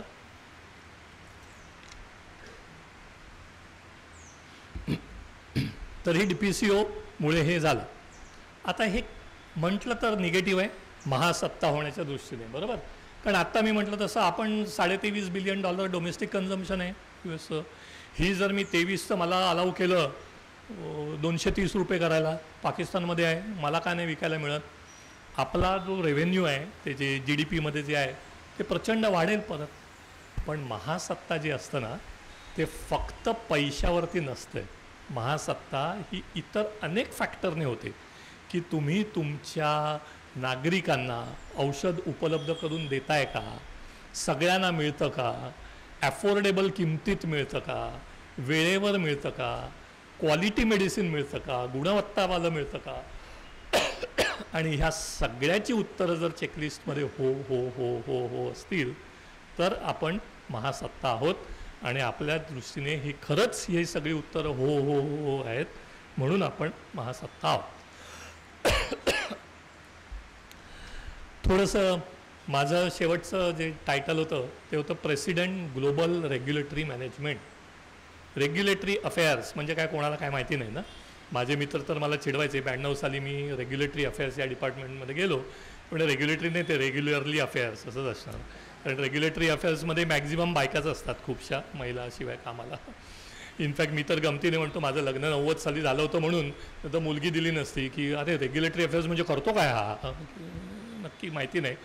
तर रेग्युलेटरी अफेअर्स म्हणजे R&D रिसर्च अँड डेव्हलपमेंटवाले औषध शोधतात, बरोबर, मार्केटिंगवाले औषध विकतात. ह्याच्या मधला जो सगळा प्रवास असतो तो म्हणजे रेग्युलेटरी अफेअर्स, की ते औषध रजिस्टर करायचं, भारतात रजिस्टर करायला लागतं. 52 देशांमध्ये मी जर ते एक्सपोर्ट करत असेल त्या देशांमध्ये रजिस्टर करायला लागतं.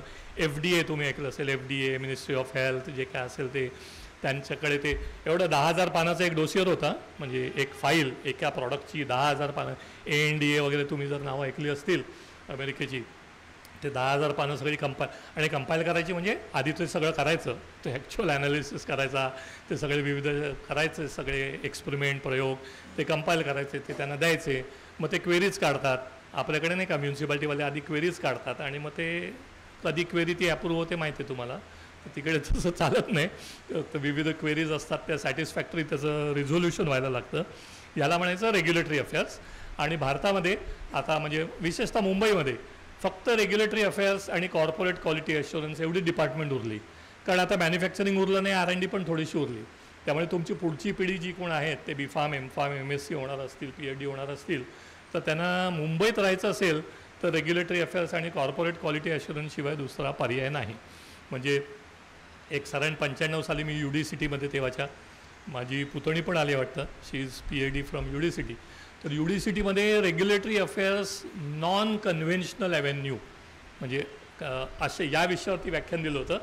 आता नॉन कन्व्हेन्शनल वगैरे काही नाही, तेवढाच एक ॲव्हेन्यू उरला रेग्युलेटर. तर म्हणजे एवढी प्रगती अशी पण होते. म्हणजे जेव्हा महासत्ता म्हणतो तेव्हा सर्वांगीण विकास व्हायला लागतो, फक्त आर्थिक विकास असा एक होऊन चालत नाही.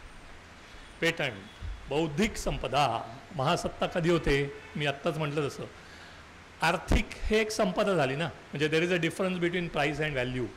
मूल्य त्या औषधामध्ये, त्या इंडस्ट्रीमध्ये, त्या उद्योगामध्ये मूल्य वृद्धी व्हायला पाहिजे, मूल्य हवं. आणि मूल्य कुठून येतं? हो, संपदा. जेव्हा आपण संपदा म्हणतो, बौद्धिकसुद्धा संपदा आहे. ते जे पेटंट मी म्हटलं 29 पेटंट, अनेक जण मला विचारतात की तू एवढी 29 पेटंट, मग काय पैसे काय मिळाले तुम्हाला? मी सांगतो ना, 29 रुपये मिळाले मला. कारण ते जे औषध पेटंट मी JB फार्मामध्ये नोकरीला असताना केलं, त्यामुळे त्या पेटंटवरती माझं नाव असतं संशोधक म्हणून, ते कोणीही पुसू शकत नाही. पण जी असाइनी म्हणतात, आपण असाइनमेंट डीड वगैरे करतो ना बँकेत, तर जेव्हा पेटंट मिळतं, म्हणजे आम्ही इनफॅक्ट फाईल करतो, तेव्हाच आम्ही जे 3-4 जण संशोधक म्हणून नावं असू, R&Dचा हेड, मी, आमचे डिरेक्टर, एक असाइनमेंट डीड होतं की हे पेटंट कंपनीच्या नावावर असाइन झालं. ते असाइनमेंट डीड 100 रुपयाच्या काय ते कोर्ट फी स्टॅम्पवरती असतं. आणि असाइनमेंट डीड आर्थिक लोकांना माहिती असेल, कॅनॉट बी झिरो व्हॅल्यू. त्याला काहीतरी व्हॅल्यू लिहायला लागते की एवढे पैसे तुला दिले म्हणून तू मला ही संपदा दिलीस. फ्लॅट आपण विकतो, विविध असतं, बरोबर. तर तो तिथे 1 रुपया असं ते असाइनमेंट डीड व्हायचं. तो 1 रुपया प्रत्यक्षात मिळायचाच नाही आम्हाला, 1 रुपया कुठे देणार. मी आमच्या लिगल हेडला म्हणायचो, अरे तू 100 रुपयाचा कोर्ट फी घेतो आणि इथे 1 रुपयाचं असाइनमेंट डीड करतो. पण नाही, गमतीचा भाग सोडा. जो पगार असतो आणि आमच्या एम्प्लॉयमेंट टर्म असतात ते वाढत जातात आणि ते ESOPs असतात, सगळं पर्सेंटेज असतं. पण बौद्धिक संपदा कुठे हो? मी सांगितलं ना, डॉक्टर मॉमचं पेटंट होतं. डॉक्टर मॉमचं एक पेटंट जेव्हा आम्ही म्हणजे ते प्रॉडक्ट जेव्हा विकलं जॉन्सन अँड जॉन्सनला, किती पैसे मिळाले? 1100 कोटी रुपये. आणि मग त्या असं अर्थात ती विभागणी होते जी काय आहे. त्यामुळे बौद्धिक संपदा ही आहे आणि भारतीयात ती भरपूर आहे. फक्त ती आता म्हणजे आता मी आता रुईया कॉलेजमध्ये जातो प्रोफेसर ऑफ प्रॅक्टिस म्हणून, UDCTला आहे, IITला आहे. आता विद्यार्थ्यांमध्ये ते एक झालेलं आहे की पूर्वी कसं रिसर्च पेपर म्हणतात ना, रिसर्च पब्लिकेशन. आता रिसर्च पब्लिकेशनच्या मागे तेवढे धावत नाहीत. आधी ते बघतात की ह्याचं पेटंटेबिलिटी आहे का, पेटंट होण्यासारखं आहे का. आणि मीही सांगतो की आधी पहिलं ते स्टडी करा. पेटंट होणार असेल तर आधी पेटंटला ॲप्लिकेशन करायचं आणि एकदा ॲप्लिकेशन झालं की मग ते इट्स इन म्हणजे त्याच्यावरती दुसरं कोणी घेऊ शकत नाही. आणि मग रिसर्च पब्लिकेशन जे काय करायचं असेल ते करायचं. तर भारतात ते पण एक आहे. बौद्धिक संपदामध्ये दुसरं आहे ट्रेडमार्क. आणि फार्मामध्ये मी मगाशी सांगितलं तसं ग्लॅक्सोचं झॅन्टॅक हा ब्रँड होता, ग्लोबली होता. सुदैवाने किंवा दुर्दैवाने भारतामध्ये त्यांनी तो ट्रेडमार्क रजिस्टर केलेला नव्हता. त्यामुळे त्यांचं झॅन्टॅक असूनसुद्धा आम्ही रॅन्टॅक असं नाव केलं. कोर्टात गेलं प्रकरण, अर्थातच ग्लॅक्सो आहे ती, ग्लॅक्सोनी सू केलं की झॅन्टॅक आमचा ब्रँड आहे. कागदोपत्री प्रूव्ह झालं की तुम्ही इथे ते रजिस्टरच केलं नाही आणि रॅन्टॅक तुमच्या आधी केलेलं आहे. 1980च्या दशकातली ही गोष्ट. आम्हाला रॅन्टॅक ब्रँड मिळाला, वापरायला अनुमती मिळाली, कंटिन्यू करायला.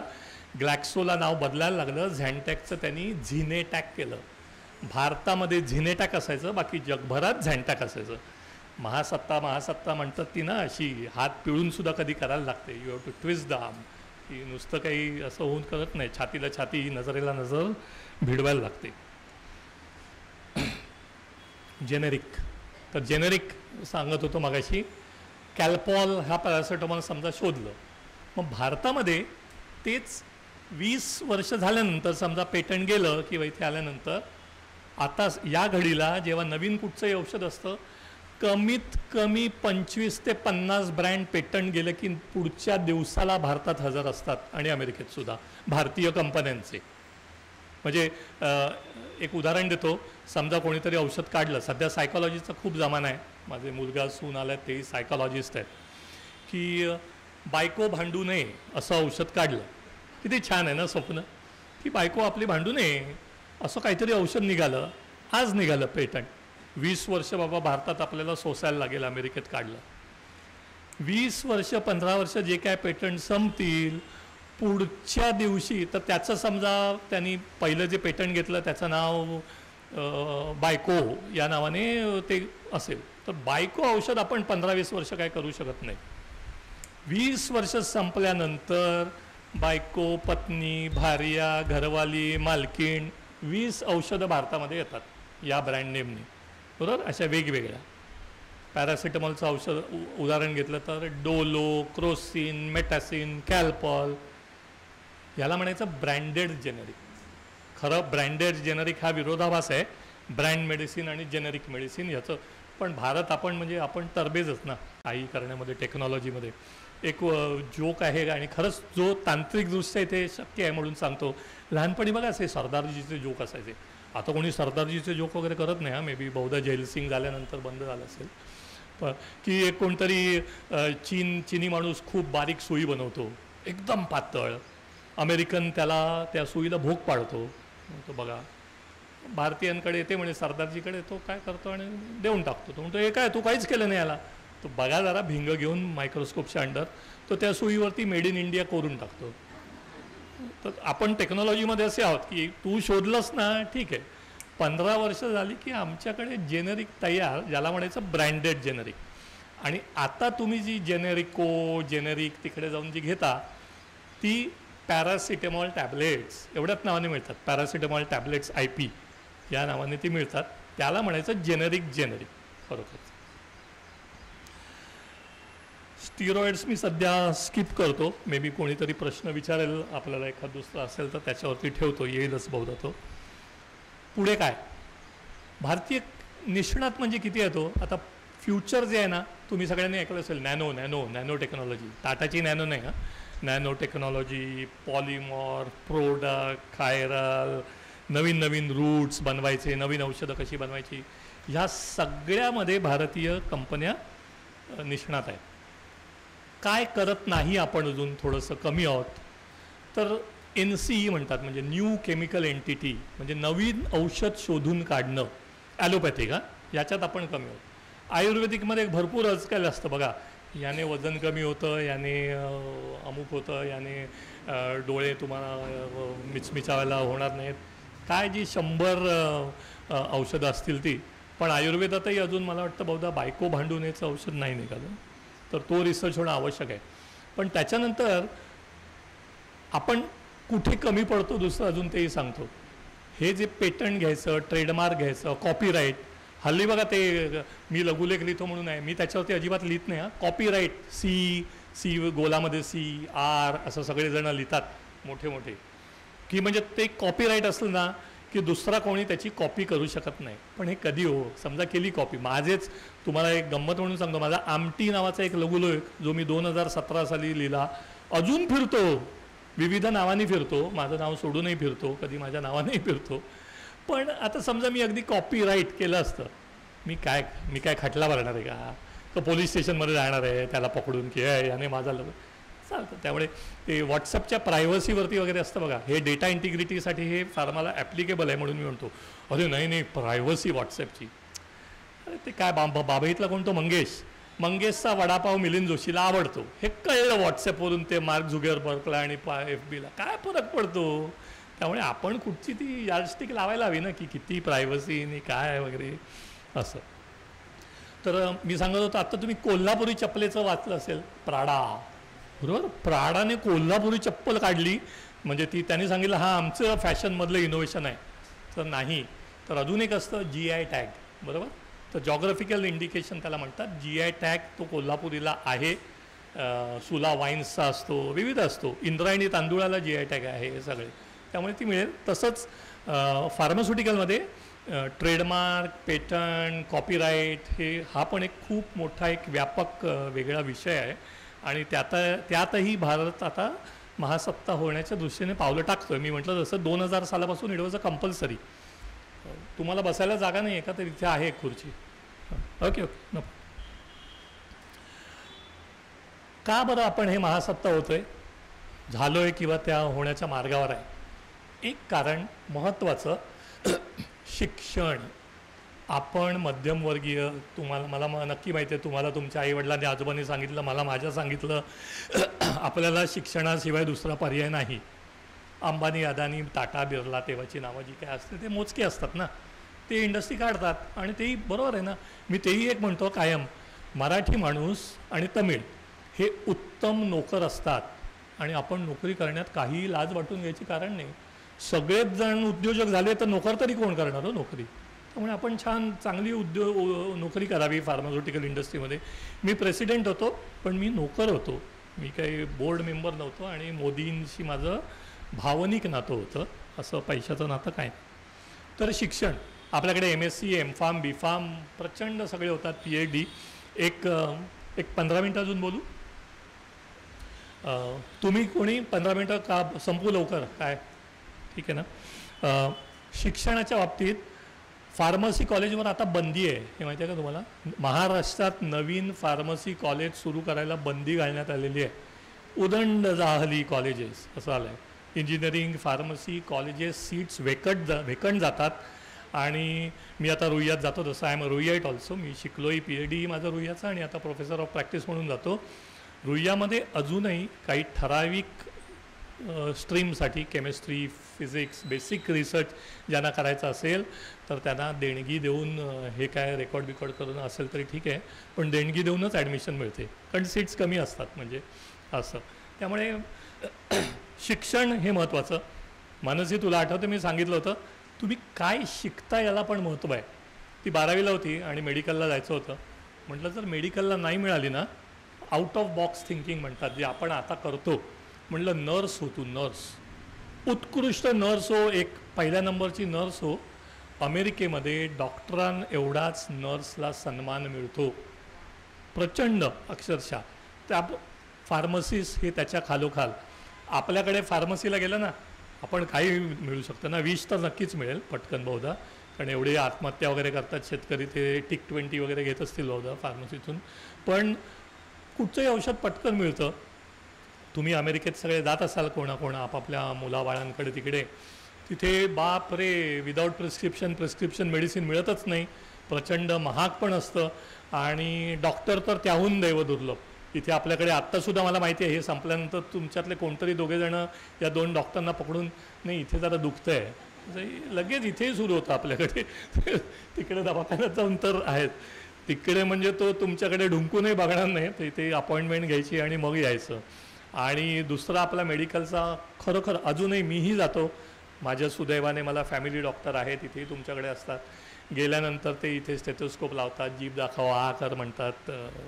मला आता माहिती आहे काय देणार मला ते, बरोबर की त्यात पण तरी एक निळी गोळी, एक पिवळी गोळी, एक पांढरी गोळी घे, 3 दिवस घे. पहिल्या दिवशी अँटीबायोटिक्स देत नाहीत आणि ह्या सगळ्याचं इतका भावनिक सपोर्ट मिळतो, औषधं मिळतं, 200 रुपयाला मिळतं. काय झालं डॉलरमध्ये. तिकडे माझा मुलगा 2006 साली तिथे पडला, काहीतरी खेळताना, अमेरिकेतली गोष्ट, हार्ड फ्रॅक्चर झालं, $15,000 बिल झालं होतं. इन्शुरन्समध्ये सगळं कवर झालं. American industry, pharma industry is 100% controlled by insurance company. Medical insurance, health insurance. आपल्याकडेही ते हॉस्पिटलायझेशन लेवलला हळूहळू सुरू झालं आहे. कॅशलेस, अमुकच हॉस्पिटलला जा, तमुकच हॉस्पिटलला जा. पण बाकीचं निदान जे आहे, जनरल प्रॅक्टिस, क्लिनिक, औषधं, मी म्हटलं तसं काय आपण करतो ना सेल्फ मेडिकेशन, ऑलमोस्ट सगळेजण करतो.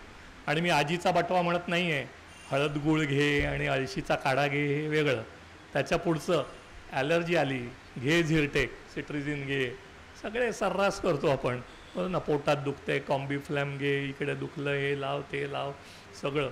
अमेरिकेत तेही होऊ शकत नाही. अनेक उदाहरणं आहेत. शक्तिस्थानं आपली का बरं महासत्ता.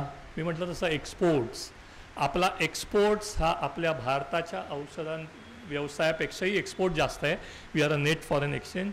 सरकारने फार्मेक्सिलसारखं म्हणजे फार्मास्युटिकल एक्सपोर्ट प्रमोशन काउन्सिल, मी तेव्हा होतो त्याच्यात, जेव्हा फार्मेक्सिल स्थापन झालं तेही थोडंसं दुखतं महाराष्ट्रीय मराठी म्हणून, की हैदराबादला गेलं ते त्याचं हेड ऑफिस, आणि ते आपल्या तेव्हाच्या शासनाच्या ना करतेपणामुळे किंवा आळसामुळे ते तिकडे गेलं, कारण त्याला विविध कारणं असतात. पण ठीक आहे, भारत म्हणून हैदराबाद आपलंच आहे. दुसरं मी म्हटलं तसं शिक्षणाच्या पुढचं शक्तीस्थळ दुसरं काय, माणसं. ह्युमन रिसोर्स पूल आहे आपल्याकडे. आपल्याकडे माणसं आहेत, हुशार आहेत, विद्वान आहेत, काम करण्याची तयारी असलेली आहेत.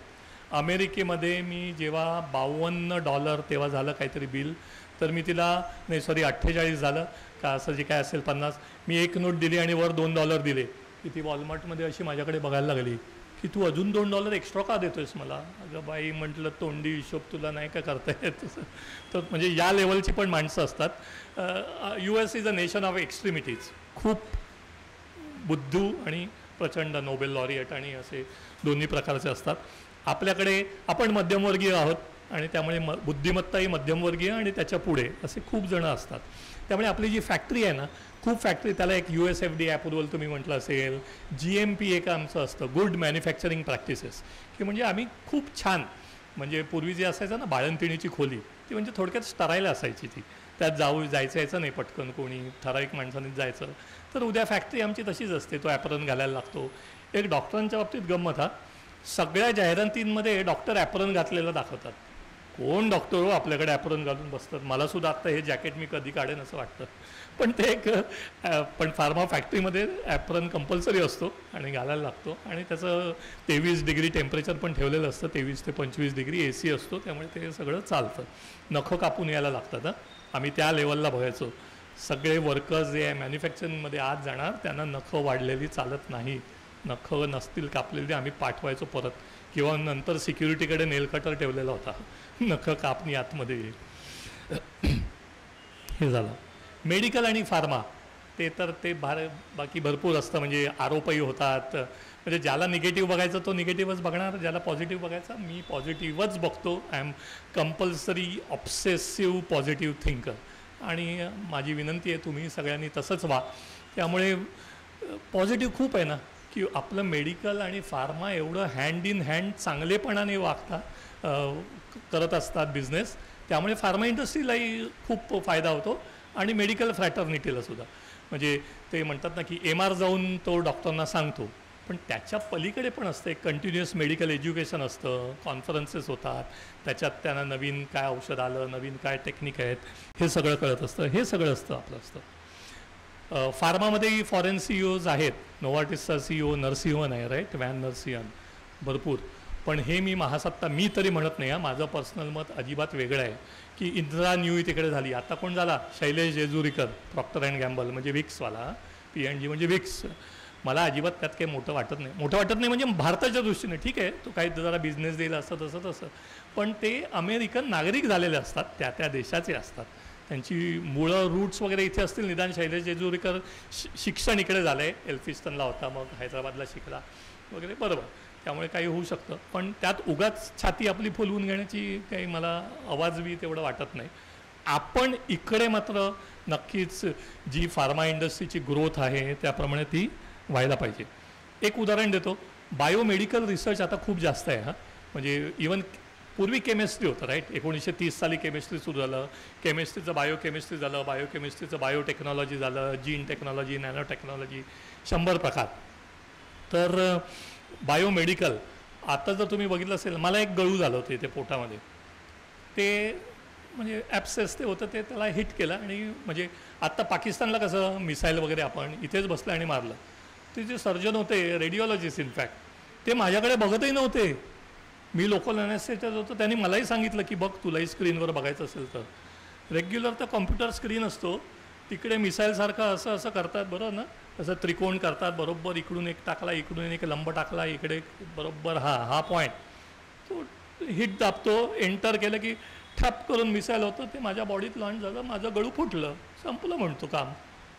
माझ्या देहाकडे, माझ्या कायेकडे नश्वर ना काया हो, तिथे बघतच नव्हतं. तर लॅपटॉपकडे बघून त्यांनी माझं गळू फोडून टाकलं.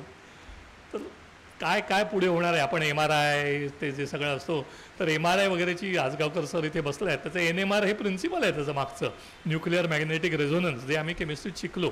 म्हणून पुन्हा मी तेच सांगतो की शिक्षण जेवढं घेऊ आणि आपल्याकडे आहे त्याचा पुढे कुठे ना कुठे फायदा होतो. मी गमतीने म्हणायचो FY BSc मॅथमॅटिक्स, मला वाटलं होतं आयुष्यात पहिल्यांदा मी फेल होणार. 1 × 0 0, कुठच्याहीला शून्याने गुणलं की गुणाकार शून्य येतो. आपल्याला सगळ्यांना माहिती आहे ना, ॲझम्पशन हे माहिती आहे. FY BSc मॅथमॅटिक्समध्ये ते प्रूव्ह करायला होतं. अरे म्हटलं कसं प्रूव्ह करायचं आहे 1 × 0 = 0. अशी गंमत असते, पण शिक्षण होत जात नाही. शेवटच्या मुद्द्याकडे, शेवटची 5 मिनटं उरली. भविष्य. भूतकाळ झाला, वर्तमान काळ तर आपण अनुभवतोच. भविष्य काय असणार आहे? भविष्य डिझायनर ड्रग्स. म्हणजे डॉक्टरांच्या भाषेत आपण आपल्याला माहितीच आहे ना, एक डाव्या कानाचा स्पेशालिस्ट असतो, एक उजव्या कानाचा असतो. असे हळूहळू आता म्हणजे वाढतच चाललेलं आहे की तो म्हणणार नाही नाही मी उजव्या कानाचा आहे बाबा, तू माझ्याकडे येऊ नको, तुझा डावा कान दुखतो का? तर डिझायनर ड्रग्स हळूहळू असे होणार आहेत की आता तुम्ही ब्लड प्रेशरची 2 गोळ्या. माझी आजी करायची त्यावेळेला. माझी आजी अडकित्याने फिल्म कोटेड टॅबलेट बघा तोडता येत नाही, अडकित्याने तोडायची. कारण म्हणे मला कळते ना माझं ब्लड प्रेशर. मग ती 2, 2.5, पाव, 2.75 अशा गोळ्या घ्यायची, स्वतःच डोस टायट्रेशन करायची. पण आता हे डिझायनर ड्रगमध्ये की अरे बाबा तुला ॲम्लोडिपिन 5 मिलीग्रॅम हवं, आत्ता 5 मिलीग्रॅम हवं, हिवाळ्यामध्ये 7.5 मिलीग्रॅम लागत असेल, त्याप्रमाणे करून ते होईल. डेपो ड्रग्स ऑलरेडी असतात. ती विशेषतः जी काय म्हणायचं कॉन्ट्रासेप्टिव्हमध्ये वगैरे ऑलरेडी असतात की जी रोज 1 गोळी घ्यायची असते, 28 दिवस घ्यायची वगैरे. एक शरीरात तुमचा डेपो टाकून दिला तर थोडं बरोबर हवा तेवढा डोस रोज दिवसाला रिलीज करत राहतो. त्याला म्हणायचं depot drug. Chip medical device हा एक मोठ्या दुसऱ्या व्याख्यानाचा विषय आहे. स्टेंट आता सगळ्यांना माहिती आहे बरोबर, हृदयात स्टेंट घालतात, इथपासून ते थर्मामीटर सगळं ना, काही इट्स अ मेडिकल डिव्हाइस. आता चिप असते, कोटेड चिप असते. आपल्या मोबाईलमुळे आता तुम्हाला सगळ्यांना माहिती आहे ना केवढं असतं ना सिम कार्ड. आता नॅनो झालं ते सिम. कॅमेरा तर असतोच, इथून सुद्धा कॅमेरा जाऊन सगळा तो घेतो आणि डॉक्टर बघत बसतो प्रेक्षणीय स्थळ असल्यासारखं. अरे बघ बघ बघ बघ मोठ्या आतड्यात दिसते काहीतरी अल्सर आहे असं. त्यामुळे ते हे सगळं भविष्य आहे.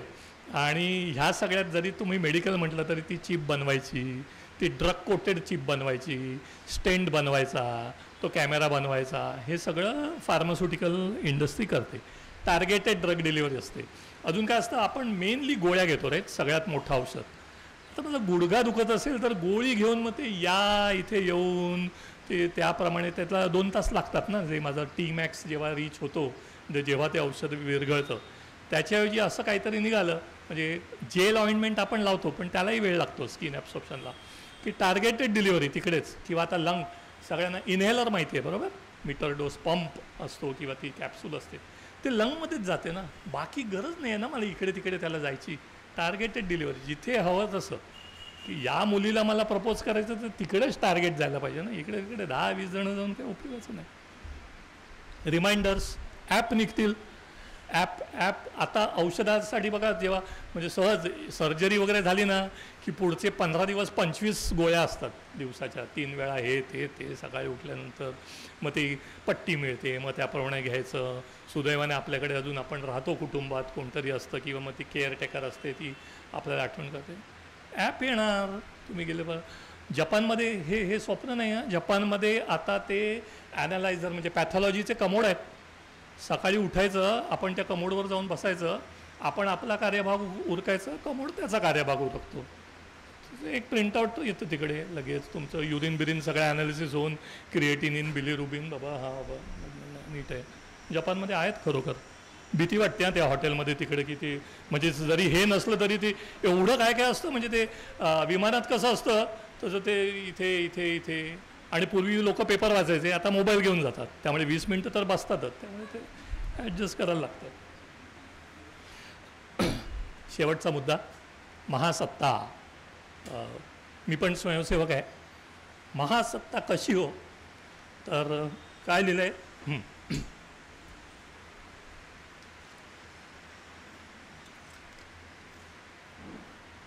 चारित्र्य निर्माण, चारित्र्य निर्माणातून राष्ट्र निर्माण.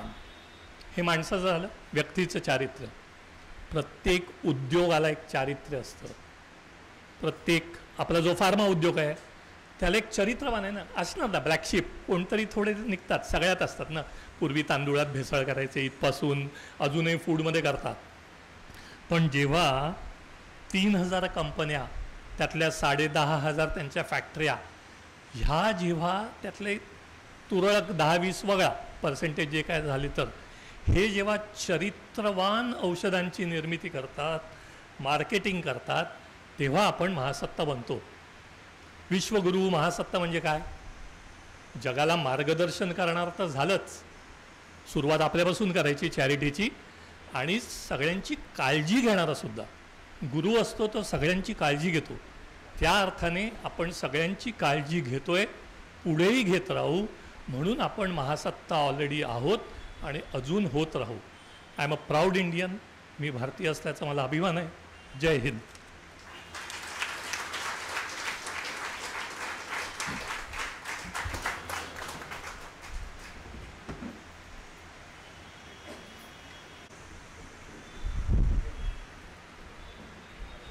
खूप छान ज्ञान आपल्याला मिळालेलं आहे. महासत्ता, स्पेशली औषध या विषयामध्ये महासत्ता म्हणजे काय हे आज आपल्याला सरांच्या मार्फत आपल्याला ऐकायला मिळालेलं आहे. सर खूप खूप धन्यवाद. कोणाला जर सरांना प्रश्न विचारायचे असतील तर आपण विचारू शकता.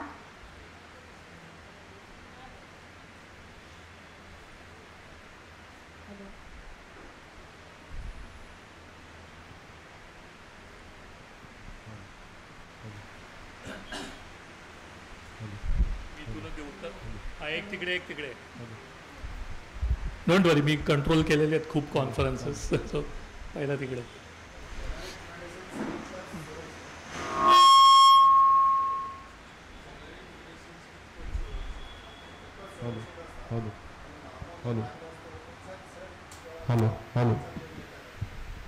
हा प्रश्न मी ठेवलाच होता म्हणून जास्त जेनेरिक प्रश्न असा होता की झालाय का सुरू? जेनेरिक मेडिसिन कितपत सुरक्षित आणि ब्रँडच्या कम्पॅरिझनमध्ये किती? तर मी मगाशी सांगितलं तसं. ओके, पहिलं आधी सांगतो, सिम्पल सोपा उपायच सांगून टाकतो उत्तर. आपल्याला जर ॲफोर्डेबल असेल, खिशाला परवडत असेल, तर ब्रँड लीडर घ्यावा. म्हणजे फॉर एक्झाम्पल तुम्हाला डायक्लोफेनेक घ्यायची असेल तर बोवेरॉन घ्या, काय ते ग्लिपिझाईड आणि त्याच्यामध्ये ती जे काय US विटॅमिनचं असेल वगैरे ते परवडत असेल तर. परवडत नसेल तर कितपत ते मी सांगतो. मी म्हटलं तसं माझ्या ओळखीत सांगितलं, USP United States pharmacopoeia, Indian pharmacopoeia ही क्वालिटी गुणवत्ता कंट्रोल करणाऱ्या संस्था आहेत. मी म्हटलं तसं की औषधाला क्वालिटी कंट्रोल खूप स्ट्रिक्ट असतं. त्या प्रत्येक औषधाचा ॲनालिसिस होतो, प्रत्येक बॅचचा, आणि त्याच्यानंतरच ते मार्केटसाठी रिलीज होते. क्वालिटी ॲश्युरन्सचा माणूस असतो. तर काय लिमिट असते? 100%. म्हणजे आपण जर पॅरासिटामॉल उदाहरण घेतलं, 500 मिलीग्रॅम असतं एका टॅबलेटमध्ये किंवा 650 आता, तर त्याच्या 90 ते 110 याच्या खालीवर नसतं. कधीकधी तर 95 ते 105 वगैरे तर असतं. तर काय होऊ शकतं, म्हणजे 500च्या ऐवजी 450 मिलीग्रॅम पॅरासिटामॉल असू शकतं किंवा 550 असू शकतं. बरोबर, 550 मिलीग्रॅम पॅरासिटामॉल एका वेळी तोंडात गेलं आपल्या शरीरात तर अपाय होत नाही. 450 गेलं तरीसुद्धा गुण यायचा तो येतो 90 ते 110ला. बरोबर, आपण पूर्वी तर मात्रा असे 10 वळसे, सो हे खूप कंट्रोल केलेलं असतं. त्यामुळे तर जे जेनेरिक औषध असतं त्यातसुद्धा 450 ते 550 एवढं कायद्याने बंधनकारक आहे. जर एखादी बॅच, आणि FDA, आपलं जे FDA आहे इकडे भारताचं, ते वेळोवेळी सॅम्पल घेत असतात, ॲनालिसिस करतात, आणि जर ते त्याच्या खाली जर मिळालं, म्हणजे त्याला आम्ही म्हणतो नॉट ऑफ स्टँडर्ड क्वालिटी, जर ते चांगल्या गुणवत्तेचं नसेल तर त्या कंपनीवरती कारवाई होते. त्यामुळे अपाय काही नाही. पण आता म्हणजे शेवटी मी म्हटलं ना, हा इमोशनल पण भाग असतो. उद्या जेव्हा मी स्वतः फॅमिली डॉक्टरांकडे जातो, ते मला लाल निळी पिवळी गोळी देतात जी 100% जेनेरिक असते. प्रिन्सेस स्ट्रीटला दावा बाजार म्हणून असतो, तिकडे 1000 गोळ्या मिळतात त्याच्या पॅरासिटामॉलच्या, आपल्यापेक्षा खूप स्वस्त. हे गेली 50 वर्ष सुरू आहे, पण त्याने गुण येतो ना आपल्याला, कारण त्या औषधात गुण तर असतोच, पण पुढचा तो जो आहे ना, क्रोसिन तुम्हाला माहिती असेल तर आधी गोल होती, मग लंबगोल झाली, मग परत गोल झाली, चालू असतं. माझ्या आईने ती घ्यायला नकार दिला होता जेव्हा ते बदललं होतं तेव्हा. म्हणे हे काय, ही क्रोसिन नाही. म्हटलं अगं आई क्रोसिनच आहे. होतं. त्यामुळे जेनेरिक्स आर सेफ. पण म्हटलं तसं की थोडं म्हणजे हे जनरल नाही. 500च्या ऐवजी जेनेरिकमध्ये 450 असू शकतं. कारण ते इट्स अबाउट कॉस्ट. इकॉनॉमिक रिझनसाठी जे नियमात जे कमीत कमी आहे तेवढं त्यात असू शकतं. नियम पाळायलाच, म्हणजे मी म्हटलं तसं pharma is one of the most regulated industry. त्याला लायसन्स असतं, त्याचं लायसन्स सस्पेंड होईल. तिकडे कोण होतं?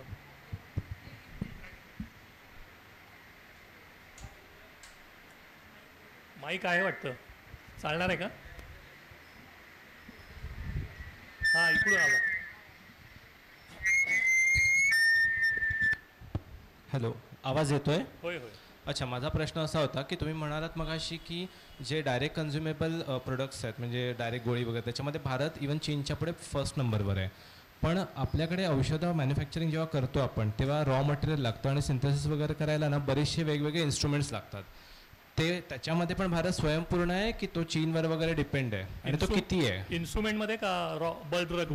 दोन्ही रॉ मटेरियल आणि इन्स्ट्रुमेंट्स वेगवेगळे. बल्क ड्रगही बऱ्यापैकी आपल्याकडे होतात. असं नाही की आपण पूर्ण डिपेंडंट आहोत. पण चीन त्याच्यावर त्यांच्या काय म्हणायचं इकॉनॉमिक धोरणांमुळे प्राईजवरती आपल्याला ते मारतात. म्हणजे मी इकडचं उदाहरण देणार होतो आधी. हिंदुस्तान अँटीबायोटिक्स होतं आपल्याकडे पिंपरीला, किंवा IDPL होतं हैदराबादला. हे कम्युनिस्ट मॉडेल आहे, म्हणजे रशियाचं तेव्हाचं. प्रचंड स्केल, मास, ह्यूज, की तेव्हा पेनिसिलिन बनायचं ना हिंदुस्तान अँटीबायोटिकला, आणि तेच लागायचं. एकच अँटीबायोटिक होतं तेव्हा. तर त्यामुळे जेव्हा it's a economy of a scale, जेव्हा तुम्ही प्रचंड प्रमाणात बनवता आपोआप ते स्वस्त होतं. तर चीनमध्ये ते it's a economy of scale, त्यामुळे काही काही ते होतं. पण आता तुम्ही जे टेरिफ वॉर ऐकत असाल, जे ट्रम्पने 25% लावलं, तर आपल्याकडे पण ते आहे. भारतामध्ये अँटी डम्पिंग ड्युटी असते, की माझ्याकडे जर पॅरासिटामॉल माझं जर 1000 रुपये किलोने असेल आणि चीन जर 300 रुपयाने विकत असेल, तर मग त्याच्यावरती भारत सरकार अँटी डम्पिंग ड्युटी लावतं आणि 300चं निदान थोडंफार खेचतात. असं आहे. पण म्हणजे आपल्यासाठी आपण तेवढे डिपेंडंट नाही. कोविडमध्ये ते कळलं होतं. पण there are so many other thing. म्हणजे खूप दुःख वाटतं, वाईट आपण करतो. कोविडमध्ये कसला फटका सगळ्यात बसला माहिती आहे आपल्याला? म्हणजे सगळ्या जगालाच. Entire world is dependent so much for containers on Cheen. हे जे वाहतूक करणारे कंटेनर आपण बघतो ना, ते ऑलमोस्ट मोनोपॉली चीनने केलेली आहे. त्याची निर्मिती, किंवा सेमीकंडक्टर चिप्स या तैवानला बनतात, त्या आता आपल्याकडे बनतात. त्यामुळे डिपेंडन्सी आहे, पण अगदी धोकादायक असं नाही. आणि मुख्य जी जीवनावश्यक आहेत ना तिथं. आणि दुसरं मी म्हटलं तसं किमतीचं एक होऊ शकतं. जर आपली तयारी 30 रुपयाला देऊन, किंवा आता 200 रुपये सिप्रोफ्लॉक्सासिन, जर तेवढं आपली अफोर्डेबिलिटी असेल तर आपल्याला मिळेल.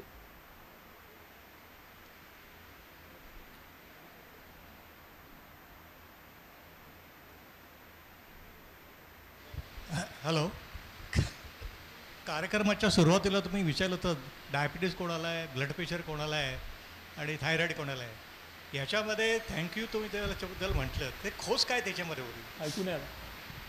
जी औषधाबद्दल तुम्ही विचारलं की डायबिटीज कोण घेतं औषधं, थायरॉईडचे कोण घेतं आणि ब्लड प्रेशरची कोण घेतं, त्याच्यामध्ये खोच काय होती तुमची विचारण्याची? हो, त्यातली खोच एवढीच होती की ऑलमोस्ट इतके सगळेजण औषधं घेत आहेत, तर घेत राहा, फार्मा इंडस्ट्री चालली पाहिजे. नाही, पण मी स्वप्नांच्या बाबतीत मी शेवट केला होता. मी घड्याळ बघून पटकन हे केलं. पण स्वप्न बघावीत माणसाने, स्वप्न उदात्त असावी. डॉक्टर अब्दुल कलाम सांगायचे आपले की बघा, स्वप्न बघा, जागेपणी बघा. झोपेतली स्वप्न वेगळी, माझ्या स्वप्नात माधुरी दीक्षित येते ते नाही. जागेपणी स्वप्न बघा. तर माझं स्वप्न काय माहिती आहे का? फार्मा इंडस्ट्री रस्सा तळाला जावी, आपली तब्येत, हेल्थ इतकी छान व्हावी की औषधांची गरज पडू नये.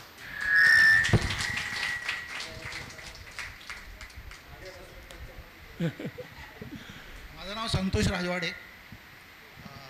माझा असा प्रश्न होता की मोठ्या मोठ्या आजारांमध्ये की हार्टचा प्रॉब्लेम असेल, कॅन्सर पेशंट असेल, अनेक मेडिसिन्स निघालेत इफेक्टिव्ह, म्हणजे रिकव्हरी पण लवकर होते, हार्टची पण अनेक कॉम्प्लिकेटेड ऑपरेशन हे होतात, त्याच्यानंतर त्यांना मेडिसिन पण अशा पद्धतीने दिली जातात की त्यांची रिकव्हरी पण फास्ट होते. पण जे साधे साधे आजार आहेत की डायबिटीस आहे, ब्लड प्रेशर आहे, अथरायटिस आहेत, त्यात वर्षानुवर्ष लोक औषधं घेत असतात. दुसरी गोष्ट, आपल्या इथे जे फार्मास्युटिकल जी औषधं घेतो आपण ॲलोपॅथीची, त्याचा वापर पण थोडा जास्ती होतो का, की त्याच्यामुळे साईड इफेक्ट पण खूप होतात. तर या दृष्टीने म्हणजे तुमचा काय दृष्टिकोन? दोन तीन प्रश्न यातले मी पटकन फोड करतो. एक पहिला डायबिटीज, ब्लड प्रेशर, हे सगळ्यांना आता तुम्हाला माहिती आहे, याला म्हणायचं लाईफस्टाईल डिसिजेस. ही आहार विहार याच्या नियंत्रणाने हे नियंत्रणात राहू शकतात, ते क्युअर होत नाहीत. ड्रग रूल, औषधाचा कायदा आहे आमचा, drug and cosmetic act and rule, या कायद्याच्या अन्वये कोणी असं क्लेमही करू शकत नाही की मी कॅन्सर बरा करतो आणि हे. आणि किंवा दुसरंही एकदम सोपं उदाहरण देतो, सर्दी. जो सर्दीवर औषध काढेल त्याच्यासाठी एक नोबेल प्राईज राखून ठेवलेलं आहे, पण ते आयुष्यात अजूनपर्यंत कोणाला मिळालं नाही.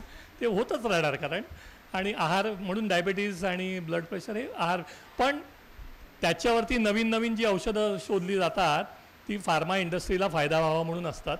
म्हणजे मी म्हटलं तसं हे सगळे चुलत भाऊ असतात. तुम्ही अँटीबायोटिक एक सिप्रोफ्लॉक्सासिन सिप्रो घेतलं असेल, त्याची फक्त केमिस्ट्रीमध्ये आम्ही साईड चेन बदलत गेलो ना की सुप्रोफ्लॉक्सासिन, ओफ्लॉक्सासिन, नॉरफ्लॉक्सासिन, पीफ्लॉक्सासिन अशी सगळी ती चुलत भावंडं बनत राहतात. आणि कोणी ग्लॅक्सो हे बनवतं, फायझर ते बनवतं, आणि त्याप्रमाणे आम्हाला पैसा मिळतो. दुसरा साईड इफेक्ट मी ठेवलं नव्हतं, तर परवानगीने तुमच्या एक स्टिरॉइडवरती देतो मेन सगळ्यांचा.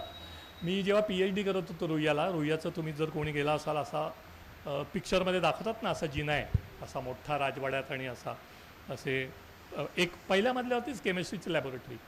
आजोबा तेव्हाचे 70च्या पुढचे कोणीतरी यायचे. मी 25शीचं 23 ते 25मध्ये PhD केलं. एक जिना चढून आले की दम लागायचा. मग आम्ही म्हणायचो बसा बसा आधी लॅबमध्ये. मग ते खिशातून एक पुडी काढायचे, आयुर्वेदिक किंवा होमिओपॅथिक औषधं असायचं, आणि म्हणायचं ह्यात स्टिरॉइड आहे का जरा बघा आणि मला टेस्ट करून सांगा. कारण आपल्याकडे तेही चालतं ना त्यांना. पण सगळ्यात गमत माहिती की नाही तुम्हाला, भेसळच करायची गरज नाही. द्राक्ष असो, कुमारी असो, याच्यामध्ये सेल्फ जनरेटेड अल्कोहोल असतं, कारण ही असं फर्मेंट होतात हा, कायद्याने अलाउड आहे ते. त्यामुळे मी बायकोच्या नकळत रोज द्राक्षासव पितो रात्री आणि झोपून जातो. पण तर ती एक पुडी द्यायचे आणि म्हणायचे ह्याच्यात स्टिरॉइड आहे का बघा. आम्हाला आता नंतर सवय झाली होती, 1000 रुपये मिळायचे त्यावेळी, आम्ही ॲनालिसिसचं घ्यायचो GCHPLCवरती. म्हटलं काका कशाचं औषध आहे? अस्थमा, दम लागतो त्याच्यावरती. या औषधाने गुण येतो का? हो येतो. बरं, म्हटलं मग काय साईड इफेक्ट आहेत ह्याचे असं तुम्हाला वाटतं, तुम्ही ऐकलं आहे? हल्ली गुगलमध्ये ना, माझा मावस भाऊ MD चेस्ट आहे, पल्मनॉलॉजिस्ट, व्हेरी फेमस, त्याने ती फाईल करतात की नाही हल्ली, त्या फाईलवर लिहिलेलं आहे गुगल वाचून डॉक्टरांना प्रश्न विचारू नयेत गुगल करून. हां म्हणजे मी मगाशी म्हटलं तसं ना, गुगल इन्फॉर्मेशन देतं, डॉक्टरांना ज्ञान असतं, गुगल करून विचारायचं नाहीत प्रश्न. तर म्हटलं हां अस्थमा साईड इफेक्ट काय आहेत? तर म्हणजे ते सांधे होतात, गुडघे दुखायला लागतात. म्हटलं बरोबर, अगदी सगळं माहिती बरोबर तुमची. वय काय तुमचं? 75. म्हटलं असेही तुमचे गुडघे दुखणारच ना आता. तेव्हा तर नी रिप्लेसमेंट नव्हती आलेली, पण तेवढी. आणि म्हटलं ह्याने काय होतं? तुम्हाला दम लागतो. तर म्हटलं श्वास घेता येतो? हो. हे औषध घेतलं नाही तर असं होतं ना. म्हटलं मग आता प्रत्येक गोष्टीत कॉस्ट बेनिफिट ॲनालिसिस बघायचा असतो, इफेक्ट वर्सेस साईड इफेक्ट. तुम्हाला श्वास घ्यायला येतोय, दुखू देत ना गुडघे. त्यामुळे आणि आयुर्वेदिक औषधांचा साईड इफेक्ट नाही असा एक भ्रम आहे, इट्स अ मिथ. तुम्ही जर आसवं जास्त घेतली, त्रिभुवन कीर्ती आपण साधं म्हणतो, सूतशेखर रससुद्धा असतं. आत्ता मी गेले महिनाभर खोकतोय, अडूळसा आणलं शेवटी, कफ सिरप घ्यायचं, हे विविध काहीतरी. तोच जो माझा माऊसभाऊ MD चेस्ट आहे, तो एकही कफ सिरप म्हणाला, तुला जे आवडतं ते घे म्हणाला, तुला जी टेस्ट आवडते ते घे म्हणतो. कफ सिरपचं काही नाही, मोह माया आहे त्याच्या भाषेमध्ये. मग मी अडूळसा आणलं, अडूळसाने मला उष्णता होते. म्हणजे आता आयुर्वेदिक ना, त्यामुळे every effect has a side effect, every action has a reaction. हो, साईड इफेक्टचं एक मोठं उदाहरण आहे, छान गमतीशीर. मिनॉक्सिडिल नावाचं एक औषध आहे. ते ब्लड प्रेशरचं औषध, म्हणजे ब्लड प्रेशर कमी करायला अँटी हायपरटेन्सिव्ह म्हणून त्याचं संशोधन सुरू होतं. ते माणसांवरती जेव्हा मार्केटमध्ये यायचं होतं तेव्हा लक्षात आलं की ते औषध घेतलं की आत्याबाईंना मिशा येतात, बायकांनासुद्धा केस वाढायला लागले. मग त्यांनी तो रिसर्च केला की अरे हो, ह्याने भरपूर हेअर ग्रोथ आहे. अँटी हायपरटेन्सिव्ह म्हणून मिनॉक्सिडिलचा प्रॉडक्ट शेल्फ केलं, ते अँटी हायपरटेन्सिव्ह म्हणून आलं नाही मार्केटमध्ये, आणि हेअर ग्रोथसाठी लोशन मिळतं तुम्हाला सगळ्यांना मिनॉक्सिडिलचं. So side effect has become effect. ते आपल्याकडे सद्गुण विकृती म्हणतात तसं उलटं. सर, मला असं विचारायचं आहे की आत्तापर्यंत हजारो ड्रग शास्त्रज्ञांनी शोधले असतील, पण आता आपण महासत्ता व्हायची गोष्ट करतोय, तर एक्सक्लुझिव्हली इंडियन सॉईलवर सिंथेसिस झालेले किंवा इनोव्हेट केलेले असे किती ड्रग्स आहेत? खूप कमी. लुपिनला एक पेटंट आहे, डॉक्टर रेड्डीला एक पेटंट आहे, आणि मार्केटमध्ये आले आता खूप कमी या भाषेत. पण तेही मी सांगतो, मी डॉक्टर अंजी रेड्डी म्हणजे डॉक्टर रेड्डीचे मालक, त्यांना मी हा प्रश्न विचारला होता की तेव्हा त्यावेळी तो जे मी सांगितलं की 5 कोटी रुपये त्याचा बेसिक रिसर्चचं हे असतं, तर की म्हटलं 5 कोटीमध्ये तुम्ही करता का असं. तर तेव्हा पुन्हा त्यांनी सेम सांगितलं, ते कॉस्ट बेनिफिट. आपल्याकडे मी कायम तेही सांगायचं, एक ऑटोमेशन असतं आमच्या क्वालिटी कंट्रोल लॅबोरेटरीमध्ये, म्हणजे ऑटोमॅटिक ते असं घेतलं जातं आणि ॲनालिसिस होतो वगैरे. मी त्याला कडाडून विरोध केला होता 30 वर्षापूर्वीची गोष्ट. म्हटलं त्याला जो पैसे मी घालणार ना, कॅपिटल एक्सपेंडिचर कॅपेक्स, त्याच्या व्याजाच्या दरामध्ये मी PhD माणूस इथे 3 शिफ्टमध्ये ठेवू शकतो आणि पर्सनलाइज ॲनालिसिस होईल. तर आता पुन्हा ते आपण, म्हणजे हा निर्णय आपल्यावरती आहे की कशातली महासत्ता व्हायचं. हो, मी ते 1% द्यायचं राहिलं. आपण जेनेरिकमध्ये महासत्ता ऑलरेडी आहोत, जागतिक महासत्ता. हां, US मध्ये 40% जेनेरिक मेडिसिन ही भारतातली असतात. वॉलमार्ट $2 विकतं, ते भारतीयांचं असतं संपूर्ण. UK मधला 25% जेनेरिक मेडिसिन भारतीय आहे. तुम्ही जेनेरिक म्हणाल तर ते आहे. तर मग आता आपण ठरवायचं ना. म्हणजे एक थोडंसं वेगळं उदाहरण द्यायचं झालं तर शास्त्रीय संगीत आणि सुगम संगीत. आपण सुगम संगीतात महासत्ता आहोत. त्यांना शास्त्रीय राग आळवत बसू देत. त्यांचा झाला, त्यांनी नवीन शोधला मालकंस, आपण इथे लगेच त्यांनी तिथे काय केलं, बिहाग, आपला मारू बिहाग सुरू. सर, मला अजून एक या संदर्भात अजून एक प्रश्न विचारायचा आहे की आयुर्वेदिक आणि ॲलोपॅथिक ह्याचं कॉम्बिनेशन करून आपण ड्रग बाजारात आणू शकतो का? आपल्या कायद्याने अलाउड नाही. कारण पूर्वी मला आठवतं ग्लॅक्सो लॅबोरेटरीजचं एक हेल्मासिड विथ सेन्ना असं असायचं. पण त्यातही आता काय करतात ते मी सांगतो गंमत थोडक्यात. विक्स वेपोरब सगळे वापरतात. विक्स घरी जा आणि आता लेबल बघा, नीट वाचा, सगळं बारीक असतं.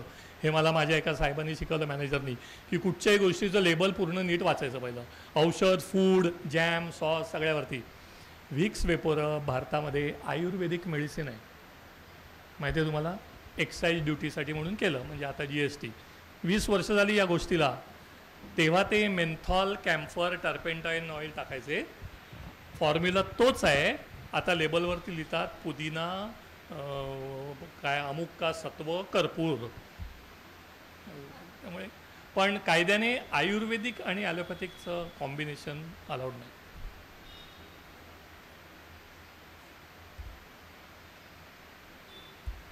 शेवटचा प्रश्न काही अजून कोणाला काही प्रश्न असेल तर आपण 1-2 प्रश्न घेऊ शकतो.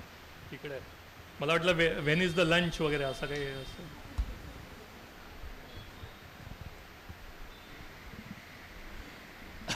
Sir, I am Rajesh Vyas. आभार आणि अभिनंदन sir. Such a nice programme. Thank you. बहुत ही successful. And same to Kutty sahab and his team.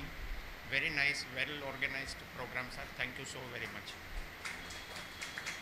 Sir, which are the futuristic down the road 5 वर्षानंतर top 3 या तो फिर top 5 CDMO प्लेयर कोण होऊ शकते? One question. CDMO player. कंपनीची नावं पाहिजे तुम्हाला, कोण होईल, कोण होईल. अभी sir now currently there is lot of take over like JB chemicals टोरेंटने घेतलं. ते एक्वायर झालं. आणि अजून ते खूप फार्मा इंडस्ट्रीमध्ये ते खूप एक्विजिशन आणि मर्जर होते आता. So I answer this first. This is an era of merger and acquisition. खूप असतं. इनफॅक्ट तुम्हाला माहिती असेल, मी मगाशी राहिलं हेक्स्ट, सध्याची कंपनी आहे सनोफी. मी गमतीने सांगतो, ते एक बक्षीस आहे की सनोफीमध्ये जी काय काय कंपन्या मर्ज झाल्यात त्यांची जो सगळी नावं सांगेल. सनोफी वॉज सनोफी अव्हेंटिस, त्याच्यामध्ये हेक्स मेरियन रसेल होती, बरोबर. ग्लॅक्सो स्मिथ क्लाइन GSK, ग्लॅक्सोमध्ये आधी बरोज वेलकम होती, Glaxo Wellcome, Smith Kline French. So this is an era of consolidation. पण at a two level the market will operate. This is economy. Again giving analogy example, आपल्याकडे काय सध्या म्हणतात ते आम्ही जात नाही, डीमार्ट चालतं, Kmart चालतं, रिलायन्स चालतं. But so there will be consolidation. पण आम्ही अजूनही आमच्या कोपऱ्यावरच्या वाण्याकडून सामान घेतो. Sir, how do you? It is going to operate both. Sir, how do you rate India's first CDMO player? Like I think Syngene, if I remember, Biocon, Biocon Group subsidiary. How do you rate this company, India's first CDMO? They are good. एक सांगतो त्याच्यामुळे good you ते. भारतामध्ये ना आपण IT च्या खालोखाल pharma आहे for export. IT is big of course, आणि इंजिनिअरिंग एक वेगळं असतं. So there is contract research किंवा कॉन्ट्रॅक्ट डेव्हलपमेंट अँड मॅन्युफॅक्चरिंग असं एक त्यातलं फील्ड असतं की थोडक्यात औषध तुमचं आहे, आम्ही बनवून देतो. मी डॉक्टर मॉमचं जसं उदाहरण दिलं, भेटी प्लीज.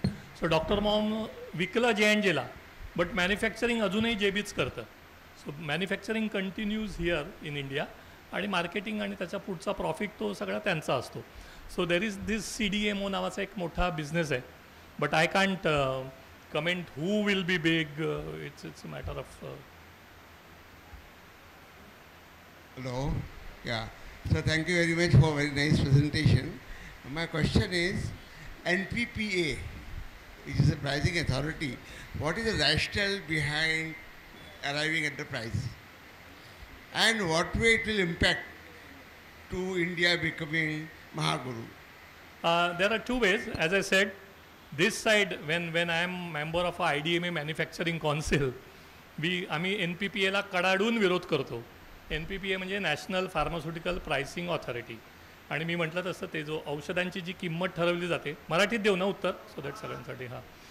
औषधांची जी किंमत ठरवली जाते ती कच्चा माल, raw material, packaging material, overheads किती, लेबर कॉस्ट किती, हे सगळं करून होतं, आणि मग त्याच्यावरती प्रॉफिट. आणि अर्थातच प्रत्येक जी मॅन्युफॅक्चरिंग कंपनी असते, आमचं म्हणणं असतं की नाही आमची किंमत एवढी आहे आणि याला अजून प्रॉफिट हवा.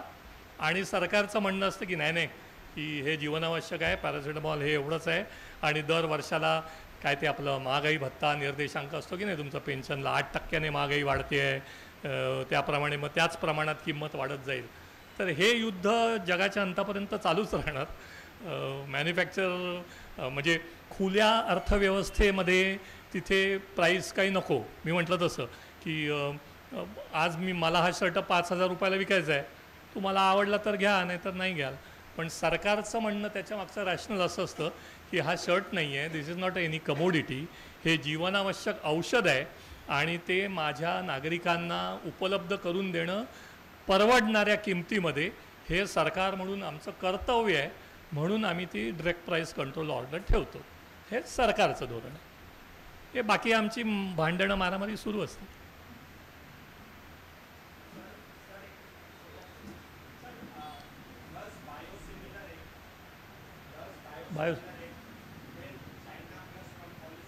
ओके, हां. सो 2 गोष्टी राहिल्या माझ्या गमतीने. मी वॅक्सिन फक्त सांगितलं. महासत्तामध्ये मी म्हणजे बाकीच्या औषधांशी बोललो. जगाचा 60% व्हॅक्सिनचा पुरवठा भारतातून होतो. आणि आपण जेव्हा पोलिओ वगैरे, म्हणजे माझ्या लहानपणी 61 वर्षांपूर्वी, मी 61 वर्षांचा आहे, काहीही बनायचं नाही आपल्याकडे. वॅक्सिन सगळी सनोफी, ग्लॅक्सो सगळी इम्पोर्ट व्हायची. आता जगाचा 60% व्हॅक्सिन आपल्याकडे. कोण आपले ते Poonawalla, Serum Institute, Bharat Serum, सगळ्यांना माहिती झालं राईट.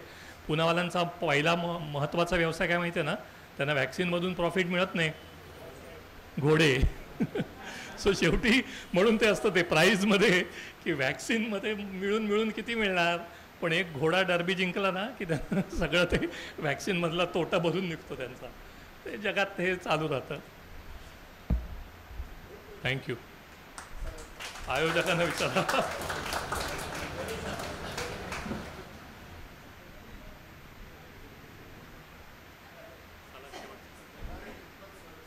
काय स्टिरॉइड?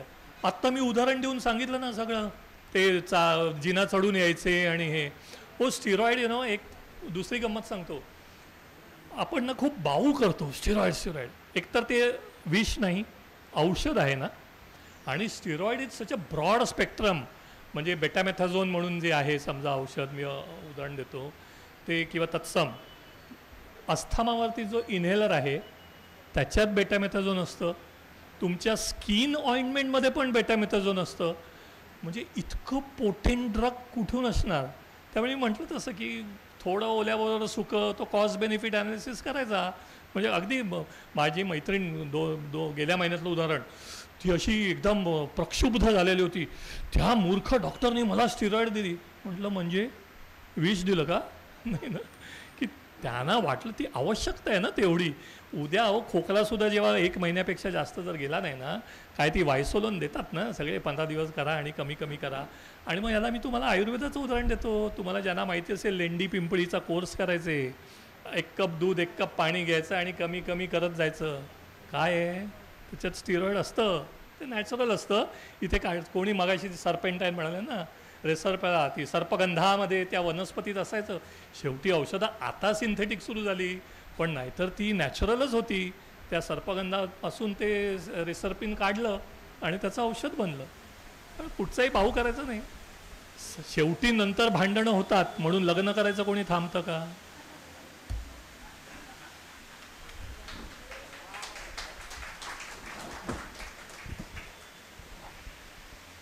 प्रास्ताविकात म्हटल्याप्रमाणे खुसखुशीत खुमासदार शैलीने त्यांनी आपल्या प्रश्नांची पण उत्तरं दिली आहेत आणि आपल्याला समजेल अशा पद्धतीने औषध हा विषय आपल्याला, क्लिष्ट विषय आपल्याला सोपा करून सांगितला आहे. सर, खरंच खूप खूप धन्यवाद. आता वेळ आहे आभार प्रदर्शनाची.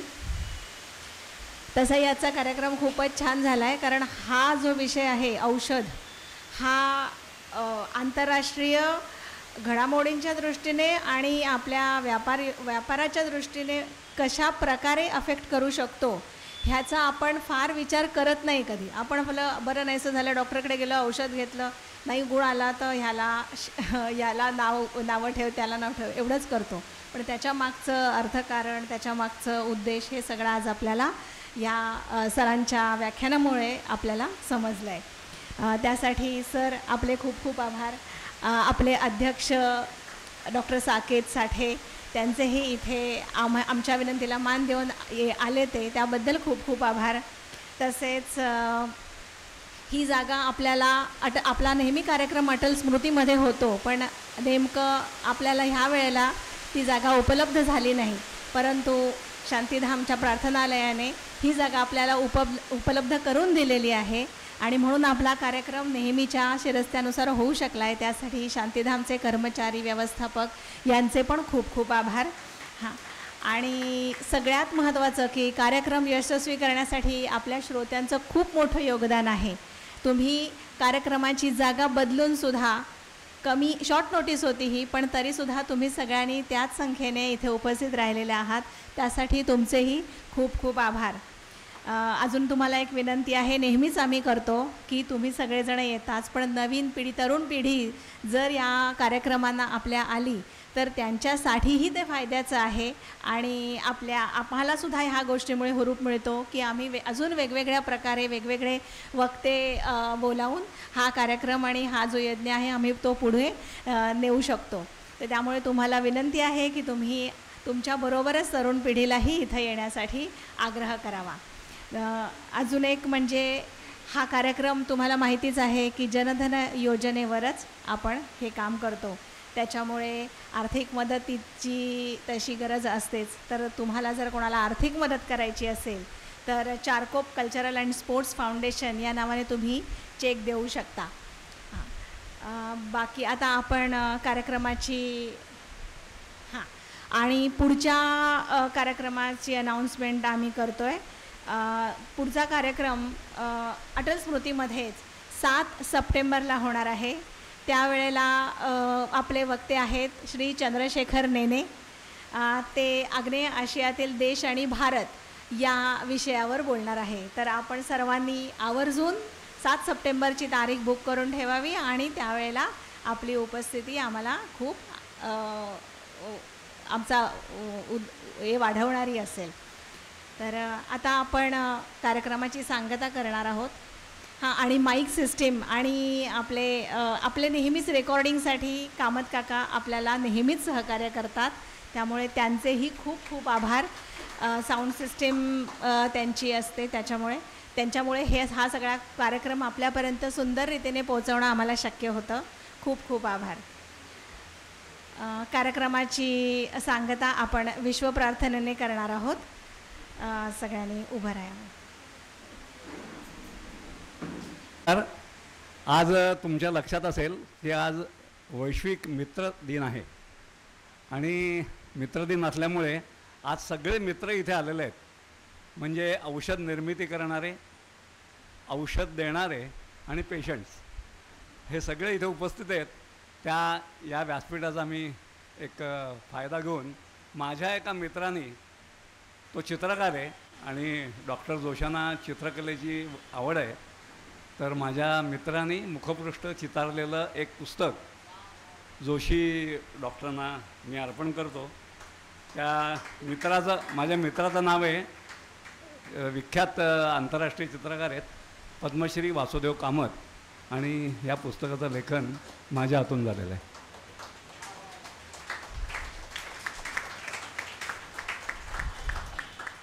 आणि मी आजच्या वक्त्यांना अगोदर दिलं. थँक्यू.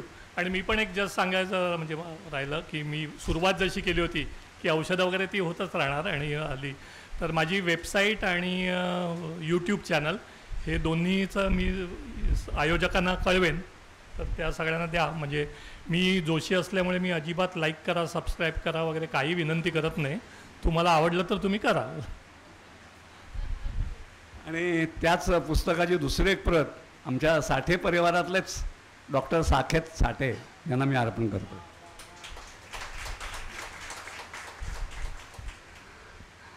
आपण जी नेहमी प्रार्थना करतो ती ही वैश्विक प्रार्थना आहे. आंतरराष्ट्रीय स्तरावर आपल्या भारताची प्रतिमा कशी उजळून निघेल किंवा आपण मनामध्ये काय ठेवलं पाहिजे अशीच ही प्रार्थना आहे. आणि ही वेदातली प्रार्थना आहे. त्याचा अर्थ काय आहे मी अनेक वेळा आम्ही त्याची प्रत श्रोत्यांना दिलेली आहे. आपण दरवर्षी आरडाओरडा करत ती प्रार्थना म्हणतो, पण आता आपण शांतपणे ती प्रार्थना म्हणूया, सगळ्यांनी एकत्र म्हणूया.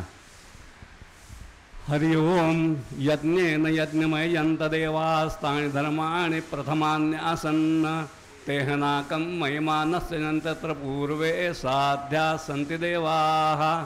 ओम राजाधिराजाय प्रसंयसायिने नमो वयं वै श्रवणाय कुर्महे. समे कामान् कामकामाय मह्यं कामेश्वरो वै श्रवणो ददातु. कुबेराय वै श्रवणाय महाराजाय नमः. ओम स्वस्ति साम्राज्यं भोज्यं राज्यं पारमेष्ठं राज्यं महाराज्यमाधिपत्यमयं समन्तपर्या ईस्यात् मम सार्वायुष आन्तादापरार्धात् पृथिव्ये समुद्रपर्यन्ताया एकराळिते तदप्येष श्लोको विदितो मरुतः परिवेष्टारो मरुत्तस्यावसंगृहे आवीक्षितस्य कामप्रे विश्वे देवाः सभाः सदैति. भारत माता की जय.